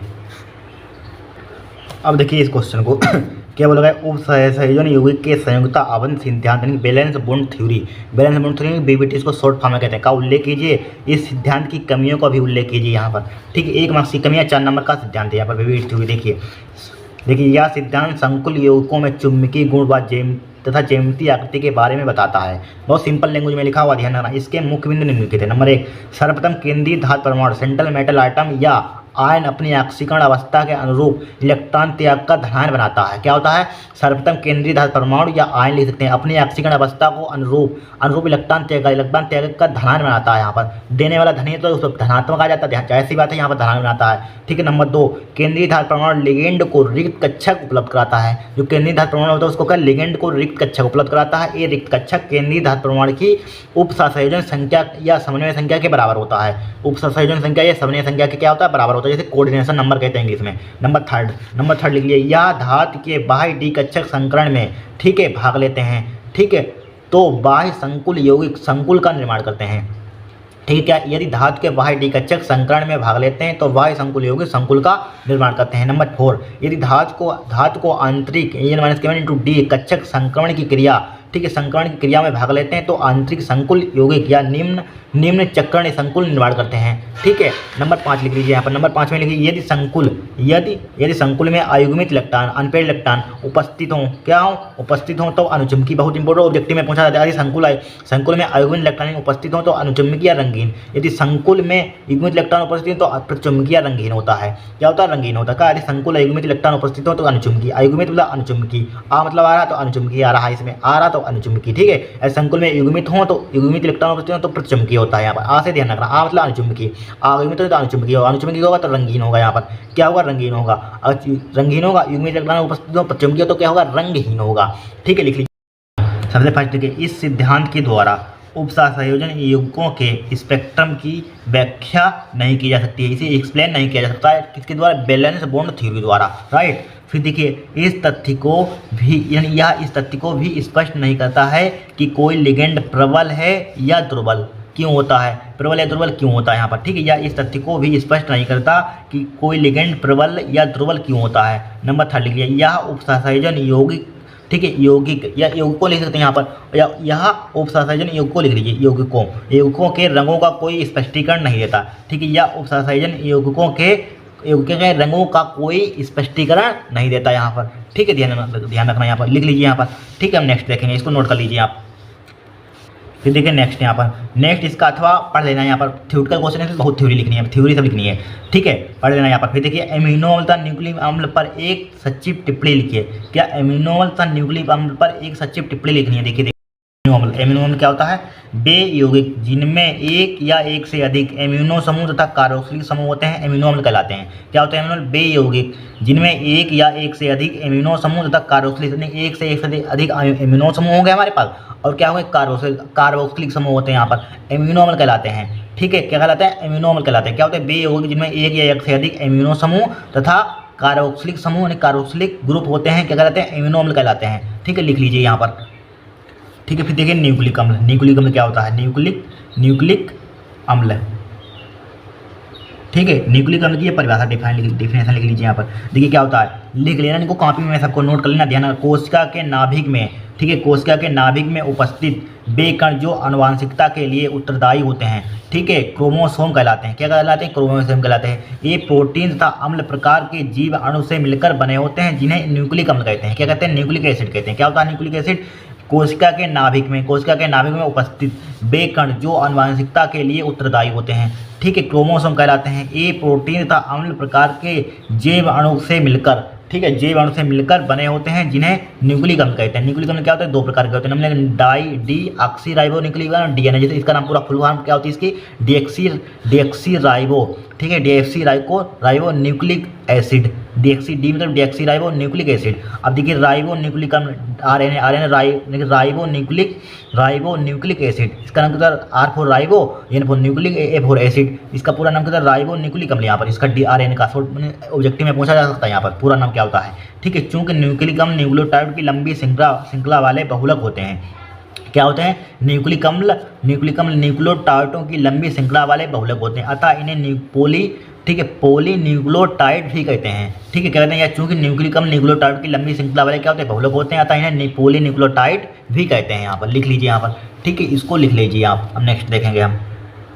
फिर देखिए, फिर हमारे पास बोला गया क्वेश्चन नेक्स्ट। देखिए, निम्नलिखित विटामिन के स्रोत तथा विटामिनों की कमी के होने वाले रोगों का उल्लेख कीजिए। क्या करना है? रोगों का उल्लेख करना है यहाँ पर। देखिए, vitamin A, vitamin C, vitamin D बहुत इंपॉर्टेंट है, इनके लिखना है। देखिए, विटामिन ए का इसका केमिकल नाम पूछा नहीं गया है, हमने लिखा है केमिकल नाम, रासायनिक नाम, बट पूछा जा सकता है रासायनिक नाम, आगे काम आएगा यहाँ पर। ठीक है, रासायनिक नाम विटामिन ए का रासायनिक नाम क्या होता है? रेटिनोल। ध्यान रट लेना, आपसे पूछ दे कोई विटामिन ए का रासायनिक नाम बता, केमिकल नाम क्या होता है, तो बताएंगे रेटिनोल होता है। क्या होता है? रेटिनोल होता है। इसके स्रोत क्या होते हैं यहाँ पर? देखिए, स्रोत क्या होता है? गाजर, मक्खन। विटामिन अगर ए चाहिए आपको तो क्या क्या आपको लेना चाहिए? गाजर खाना चाहिए आपको, मक्खन खाना चाहिए, दूध, मछली आदि। इसमें क्या होता है? विटामिन ए पाया जाता है। यहाँ पर विटामिन ए की कमी होती है तो इन चीज़ों का भी यूज कर सकते हैं, आपकी विटामिन ए पूरी हो जाएगी। ठीक है, इसके रोग, इसकी वजह से रोग क्या होता है? ठीक है, जिराफ्थेल्मिया। क्या होता है? जिराफ्थेल्मिया होता है रोग। रात्रि का अंधता, रतौनी रोग, विटामिन कहते हैं विटामिन ए की कमी से रतौनी रोग होता है, तो रात्रि अंधता बोल सकते हैं यहाँ पर। ठीक है, बहुत जगह आपने पढ़ा होगा विटामिन ए की कमी से रतौनी रोग होता है, तो इसलिए रात्रि अंधता यहाँ पर रहता है। जिराफ्थेल्मिया लिख सकते हैं यहाँ पर। ठीक है, विटामिन सी का केमिकल नाम क्या होता है? ठीक है, एस्कार्बिक अम्ल। क्या होता है? एस्कार्बिक अम्ल होता है। स्रोत क्या होता है? विटामिन सी चाहिए तो विटामिन सी किसमें? सभी खट्टे पदार्थ हो तो उनमें पाई जाती है।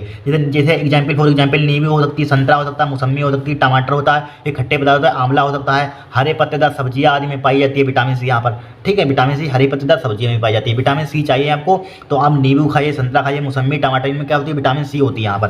ठीक है, इसके प्रकार का रोग क्या होता है? स्क्रबी, मसूड़ों में रक्त का बहना, दांतों में शिथिलता, नस फटना, ये क्या है? रोग क्या है? इसकी विटामिन सी की कमी से होता है यहाँ पर। राइट, फिर देखिए विटामिन डी का केमिकल नाम क्या होता है? कैल्सीफेरोल। विटामिन डी का नाम क्या होता है? कैल्सीफेरोल। विटामिन डी का केमिकल नाम क्या होता है? कैल्सीफेरोल। बहुत इंपॉर्टेंट है यहाँ पर। स्रोत इसके लिए क्या है? अगर विटामिन डी चाहिए तो आप धूप में बैठ जाइए जाकर, आपको विटामिन डी मिल जाएगी। धूप निकली हो तो बैठ जाना कम से कम 10-15 मिनट, आपको विटामिन मिल जाएगी यहाँ पर। सूर्य का प्रकाश बोल सकते हैं, मछली याद, विटामिन डी मिल जाती है यहाँ पर। इसके प्रकार का रोग, इसका रोग लिख लीजिए आप। ठीक है, इसका रोग लिख लीजिए यहाँ पर। इसका रोग इससे, इसके विटामिन डी की कमी से इसका नाम, इसका केमिकल नाम तो कैल्सीफेरोल, तो इसका आप वो लिख लीजिए रेक्टस तथा असीम मृदुता। इसके प्रकार का रेक्टम तथा असीम मृदुता रोग होता है। क्या लिख लीजिए? रेक्टस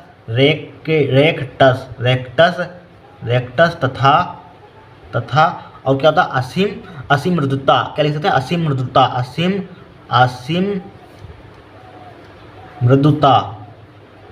मृदुता, इसके प्रकार का रोग होता है यहाँ पर। हटाइए। फिर देखिए विटामिन ई का नाम टोकोफेरोल। विटामिन ई का नाम क्या होता है? टोकोफेरोल। क्या होता है विटामिन ई का नाम? कोई पूछ दे क्या बताएंगे? टोकोफेरोल। ठीक है, स्रोत क्या हो जाएगा यहाँ पर? क्या चाहिए विटामिन ई में? किसमें? अंकुरित गेहूं में पाई जाती है, वनस्पति तेल में पाई जाती है, दूध, मक्खन। ठीक है, इनमें क्या पाई जाती है? विटामिन ई पाई जाती है। रोग क्या हो जाए? प्रजनन शक्ति का क्षय हो जाता है यहाँ पर। ठीक है, विटामिन के, यहाँ पर विटामिन के का नाम क्या होता है? फाइलोक्विनोन। क्या होता है? फाइलोक्विनोन। विटामिन के का नाम क्या होता है? फाइलोक्विनोन। स्रोत क्या होता है? हरी पत्तेदार सब्जियां, टमाटर आदि। इसमें क्या पाई जाती है? विटामिन के पाई जाती है। रोग क्या होता है? रक्त का थक्का ना बनना। ठीक है, रक्त का थक्का ना बनना यहाँ पर लोगों में। नेक्स्ट क्वेश्चन दिया गया है, अणुसूत्र C4H8O2 वाले कार्बनिक यौगिक जब तनु एस्टियोफोर से जल गठन कराया जाता है तो एक कार्बोक्सिलिक अम्ल ए, भाई सेम टू सेम पीछे कराया था उसी टाइप से, उसी मेथड पर है कि यहाँ पर कर लेना चाहे यहाँ पर। ठीक है, उसी टाइप से यहाँ पर। ठीक है, बहुत सिंपल होता है। तब एक कार्बोक्सिलिक अम्ल ए तथा एल्कोहल भी प्राप्त होता है। आप जानते हैं जब एस्टर होता है, एस्टर ऐसे समझिए एस्टर होगा, क्योंकि जब एस्टर की हम जल एस्टर की क्रिया क्या कराते हैं? जल गठित कराते हैं, तो हमारे पास क्या बनता है? कार्बोक्सिलिक अम्ल प्राप्त होता है। और क्या प्राप्त होता है? जल प्राप्त होता है यहाँ पर। तो एक प्रकार का क्या होगा? एस्टर होगा यहाँ पर। क्या होगा? एस्टर होगा यहाँ पर। ठीक है, बी प्राप्त होगा, एस्टर होगा यहाँ पर। ठीक है। एस्टर का देखिए फॉर्मूला लिखते हैं यहाँ पर। एस्टर का फॉर्मूला इस टाइप से आपको लिखना है जिसमें 4 कार्बन हो, 8 हाइड्रोजन हो, ओ ऑक्सीजन 2 हो यहाँ पर, ठीक है भाई, एस्टर होगा हमारे पास, ठीक है। फिर बी की क्रोमिक अम्ल के साथ ऑक्सीकृत करने पर कार्बोक्सिलिक अम्ल ए प्राप्त होता है, ठीक है। ए को P2O5 के साथ गर्म करने पर इस अम्ल का एनहाइड्राइड सी प्राप्त होता है, ठीक है। इस एनहाइड्राइड का जल अपघटन कराने पर पुनः अम्ल ए प्राप्त होता है। ए बी सी को पहचानिए तथा उनमें से संबंधित रासायनिक समीकरण भी लिखिए। वेरी सिंपल, देखिए इससे सिंपल कोई क्वेश्चन हो ही नहीं सकता, देखिए इसको ठीक है। देखिए चूँकि यहाँ पर क्या होगा, आपने पढ़ा होगा हाई स्कूल में पढ़ा होगा, जब हम यहाँ पर देखिए, जब यहाँ पर क्या होगा, अल्कोहल इनकी कार्बोक्सिलिक अम्ल और एल्कोहल तो क्या बनता है, प्राप्त होता है, किससे प्राप्त होता है, एस्टर से प्राप्त होता है, एस्टर होगा यहाँ पर, राइट। अब देखिए यहाँ पर, तो यहाँ पर इस फार्मूला लिखिए C4H8O2 वाले कार्बनिक का जब तनु H2SO4 सल्फ्यूरिक अम्ल के साथ जल अपघटन कराया जाता है तो यहाँ पर क्या होगा, एस्टर होगा। एस्टर का फार्मूला क्या होगा, देखिए इसमें कार्बन कितने होने चाहिए, 4 होने चाहिए, ठीक है। देखते हैं का है यहाँ पर, क्या का क्वेश्चन है यहाँ पर, ठीक है। का इसको ऊपर बढ़ाते हैं, का है यहाँ पर, तो इसके लिए आप फार्मूला वो लिख लीजिए एस्टर का, यानी कि CH3 पीछे से लेकिन यहाँ जिससे कि आ जाए CH3 और क्या होगा C_O क्या होगा C2H5 यहाँ पर, ठीक है। C2H5 है, इसमें चूंकि समूह क्या होता है हमारे पास एस्टर में, C single bond O double bond O, यही तो हमारे पास होता है समूह, यहाँ पर यही होता है यहाँ पर एस्टर में, यही है यहाँ पर। इसका स्ट्रक्चर आप बनाएंगे तो इस टाइप से बन जाएगा। ये क्या हमारे पास है, एस्टर है, क्या है हमारे पास, एस्टर है, CH3 C_O C2H5। देखिए इसमें हाइड्रोजन कितने हैं, यहाँ पर 4 है, कार्बन कितने हैं, 4 हैं, देखिए गिनिए, 2 3 4 कार्बन है, राइट। फिर हाइड्रोजन कितने इसमें 8 है, देखिए 5 और 3 8 हाइड्रोजन। ऑक्सीजन कितने हैं पर 2 हैं, 1 2, बस इस टाइप से फार्मूला पता लगाते हैं। इसका कार्बनिक जब तनु H2SO4 के साथ जल अपघटन कराया जाता है तो क्या होगा, हमारे पास एस्टर होगा, तो तब एक कार्बोक्सिलिक अम्ल ए तथा एक एल्कोहल प्राप्त होता है। तो इसका जल अपघटित करा दीजिए, जल अपघटित यानी कि H2 से क्रिया करा दीजिए, यहाँ पर अम्लीय माध्यम में करा दीजिए, यहाँ पर H फोलिन अम्लीय माध्यम H+ से करा दीजिए अम्लीय माध्यम में, ठीक है। तो हमें मालूम है, जाहिर सी बात, हमें क्या मिलेगा, इसमें कह दिया यहाँ पर एक कार्बोक्सिलिक अम्ल मिलेगा। कार्बोक्सिलिक अम्ल क्या है यहाँ पर, CH3 C_O और ये एक इसमें लगा दीजिए, यहाँ पर एक CH3 COOH क्या बन जाएगा, देखिए CH3 COOH, यहाँ पर H2 में क्या होता है, H होता है, एक OH होता है, तो H निकाल दिया हमने, इसके साथ चिपक गया तो बचेगा C2H5OH, तो प्लस का साइन लगाइए, आगे लिखेंगे, ठीक है। C2H5OH, देखिए क्या बन गया हमारे पास, एक कार्बोक्सिलिक अम्ल बन गया CH3 COOH, क्या बन गया हमारे पास, कार्बोक्सिलिक अम्ल बन गया यहाँ पर, ठीक है। और क्या बन गया हमारे पास, और ये क्या बन गया, एल्कोहल बन गया, ठीक है। एल्कोहल, इसका नाम चाहिए, इसका नाम क्या होता है, एस्टिक अम्ल होता है। वैसे नाम क्या होता है इसका, एस्टिक अम्ल होता है। ये डायरेक्टली लिख सकते हैं यहाँ पर, एक कार्बोक्सिलिक इसमें है, ये कार्बोक्सिलिक अम्ल प्राप्त होता है, बट इसका नाम क्या एक्चुअल में एस्टिक अम्ल, इसके नाम तो नहीं पूछे गए थे, देख लेते हैं इसमें, ठीक है। ए बी सी के पहचाने उससे संबंधित रासायनिक समीकरण लिखिए। ए बी को पहचानना है तो ये क्या है, एक कार्बोक्सिलिक अम्ल, जिसे बोल सकते हैं एस्टिक अम्ल, तो नाम मालूम होगा, इसको क्या लिखें, एक एथिल अल्कोहल होगा, एथिल अल्कोहल बी प्राप्त होता है, बस प्राप्त कर दिया यहाँ पर, कितना सिंपल है यहाँ पर, ठीक है। आपने हाई स्कूल की थोड़ी सी नॉलेज होनी चाहिए, ठीक। क्या होगा, जब हम जानते हैं जब एस्टर की क्रिया कराते हैं तभी तो हमारे पास कार्बोक्सिलिक अम्ल एल्कोहल प्राप्त होता है यहाँ पर H2SO4 के जल अपघटन से, ठीक हो गया। अम्लीय माध्यम में यहाँ पर H2 क्या है, अम्ल है H2SO4, तो इसलिए अम्लीय माध्यम में करा दिया हमने, कोई दिक्कत नहीं, इतना समझिए, हो गया। अब आगे चलिए, आगे का इतना तो हमारा काम खत्म हो गया, ठीक है।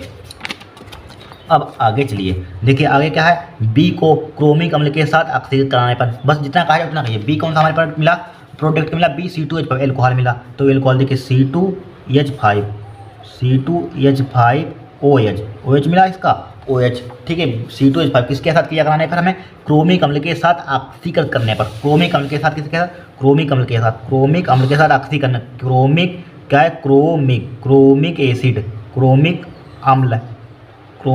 अम्ल के साथ क्या करने पर, ऑक्सीकृत करने पर, क्या कराना है, ऑक्सीकृत कराना है यहाँ पर, ऑक्सीकृत, ठीक है, ऑक्सीकृत करना, ऑक्सीडेशन कराना है यहाँ पर। तो हम जानते हैं क्या होगा यहाँ पर, जब ऑक्सीडेशन कराएंगे यहाँ पर, ठीक है, क्या कराएंगे, ऑक्सीडेशन कराएंगे। देखिए हम जानते हैं, आपने एल्कोहल फिनल ईथर वाला चैप्टर पढ़ा, एल्कोहल बनाने की विधियाँ पढ़ी होंगी यहाँ पर, ठीक है। एल्कोहल बनाने की विधियाँ, उसके रासायनिक गुण पढ़े होंगे आपने, ठीक है। उसमें जब हम ऑक्सीडेशन कराते हैं यहाँ पर तो क्या बनता है, एक बार का हमें एल्डिहाइड प्राप्त होता है, एल्डिहाइड मतलब यहाँ पर एस्टल्डिहाइड मिल जाएगा यहाँ पर, ठीक है। एस्टल्डिहाइड बनाने की विधि भी होती है, समझ लीजिए, CH3 एस्टल्डिहाइड का फार्मूला क्या था, CH3CHO, ठीक है। ये होता है एस्टल्डिहाइड का फार्मूला, यहाँ पर एस्टल्डिहाइड मिलता है यहाँ पर, ठीक है। चाहे H2 निकल जाएगा यहाँ पर, देखिए C2H5, देखिए एक C ले लेंगे यहाँ पर, एक का C ले लेंगे, 2 C चलेंगे यहाँ पर, 2 C चलेंगे। कार्बन के हाइड्रोजन कितने चलेंगे, 2 3 4 हाइड्रोजन चलेंगे, तो यहाँ पर कितने बचे हाइड्रोजन, 4 चलेंगे, तो एक यहाँ पर बचा है और एक यहाँ पर बचा हाइड्रोजन, एक हाइड्रोजन यहाँ पर बचा और एक O कम से बचेगा यहाँ पर, एक O वाला था, एक O यहाँ था, तो माइनस का H2O निकल जाएगा यहाँ पर, उसके आगे लिख लेना यहाँ पर, H2O क्या हो जाएगा, निकल जाएगा, निकाल कर दिखा सकते हैं, चाहे ना दिखाइए, कोई दिक्कत नहीं होगी, ठीक है। अब फिर क्या कह रहा है इसमें, आगे चलिए, आगे क्या कह रहा है, ऑक्सीकृत करने पर करने पर, ऑक्सीजन करने पर एक कार्बोक्सिलिक अम्ल ए प्राप्त होता है। ठीक है, एक कार्बोक्सिलिक अम्ल क्या प्राप्त होता है यहाँ पर, ठीक है, कार्बोक्सिलिक अम्ल ए प्राप्त होता है। तो इसी की अब हमें तो अभी एस्टल्डिहाइड मिला है यहाँ पर, तो कार्बोक्सिलिक अम्ल, कार्बोक्सिलिक अम्ल के लिए हमें डबल ओ चाहिए बीच में, तो डबल ओ इसमें है नहीं, तो डबल ओ नहीं तो कहाँ से लाएंगे, ऑक्सीजन से, और ऑक्सीडेशन करा दीजिए, क्रिया करा दीजिए यहाँ पर। ठीक है, तो मिल जाएगा आपको, क्या मिल जाएगा, एस्टिक अम्ल मिल जाएगा यहाँ पर CH3COOH, इसका नाम क्या है, कार्बोक्सिलिक अम्ल। क्या प्राप्त होता है, ये क्या है, कार्बोक्सिलिक अम्ल एस्टिक अम्ल है यहाँ पर, मिल गया यहाँ पर। अब बस इतना काम हो गया, इतना काम खत्म। फिर देखिए ए को P2O5 यानी फास्फोरस पेंटाऑक्साइड के साथ गर्म करने पर, ए कौन सा हमारे था, ए था इसी को, देखिए CH3COOH, सब रिएक्शन आपने पढ़ी है भाई, मिक्स कर दी इन्होंने।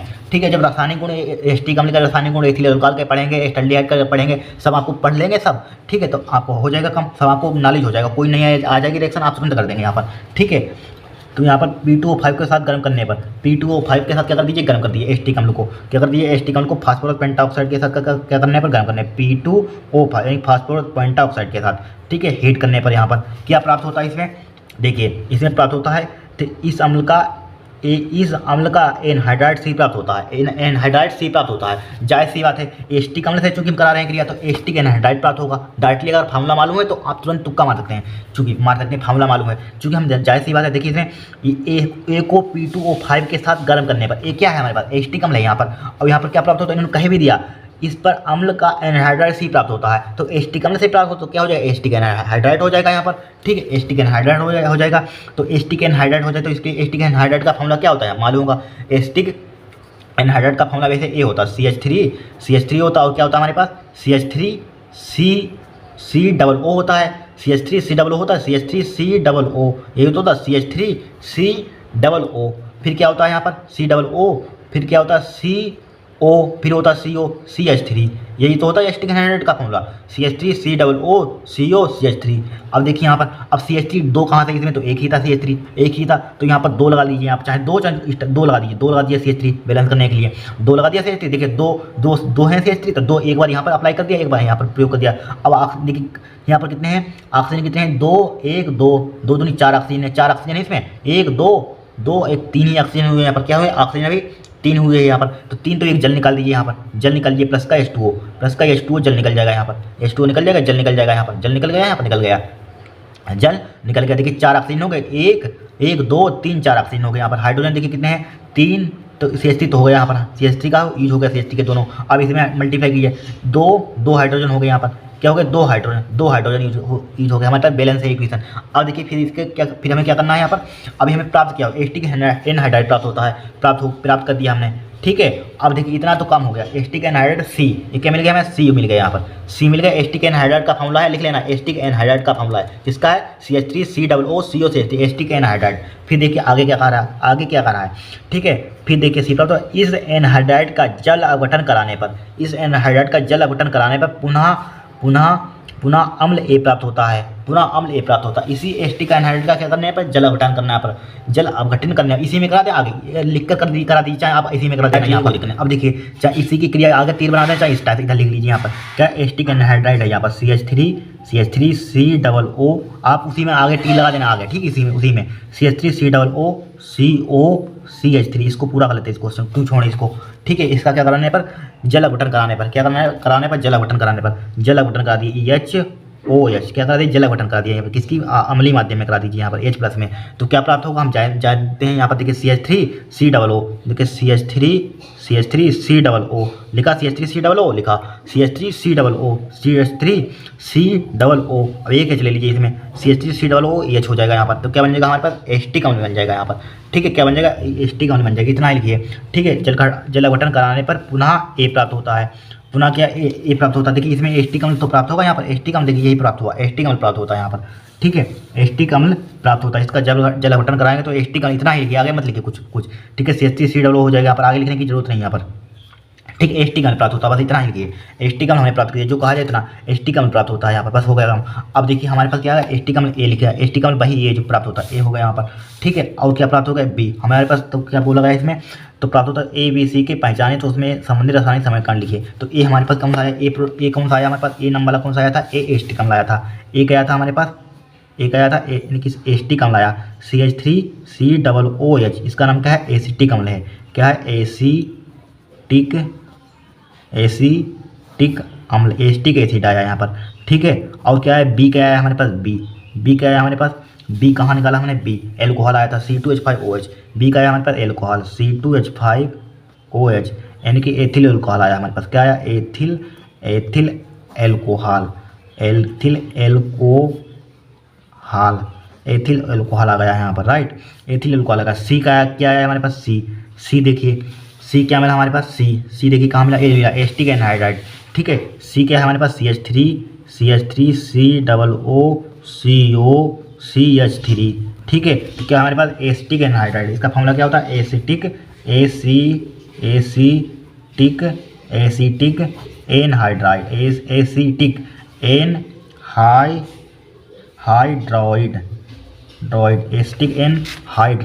ठीक है, एसिटिक एनहाइड्राइड। देखिए कितनी सिंपल है, कुछ नहीं किया है यहाँ पर।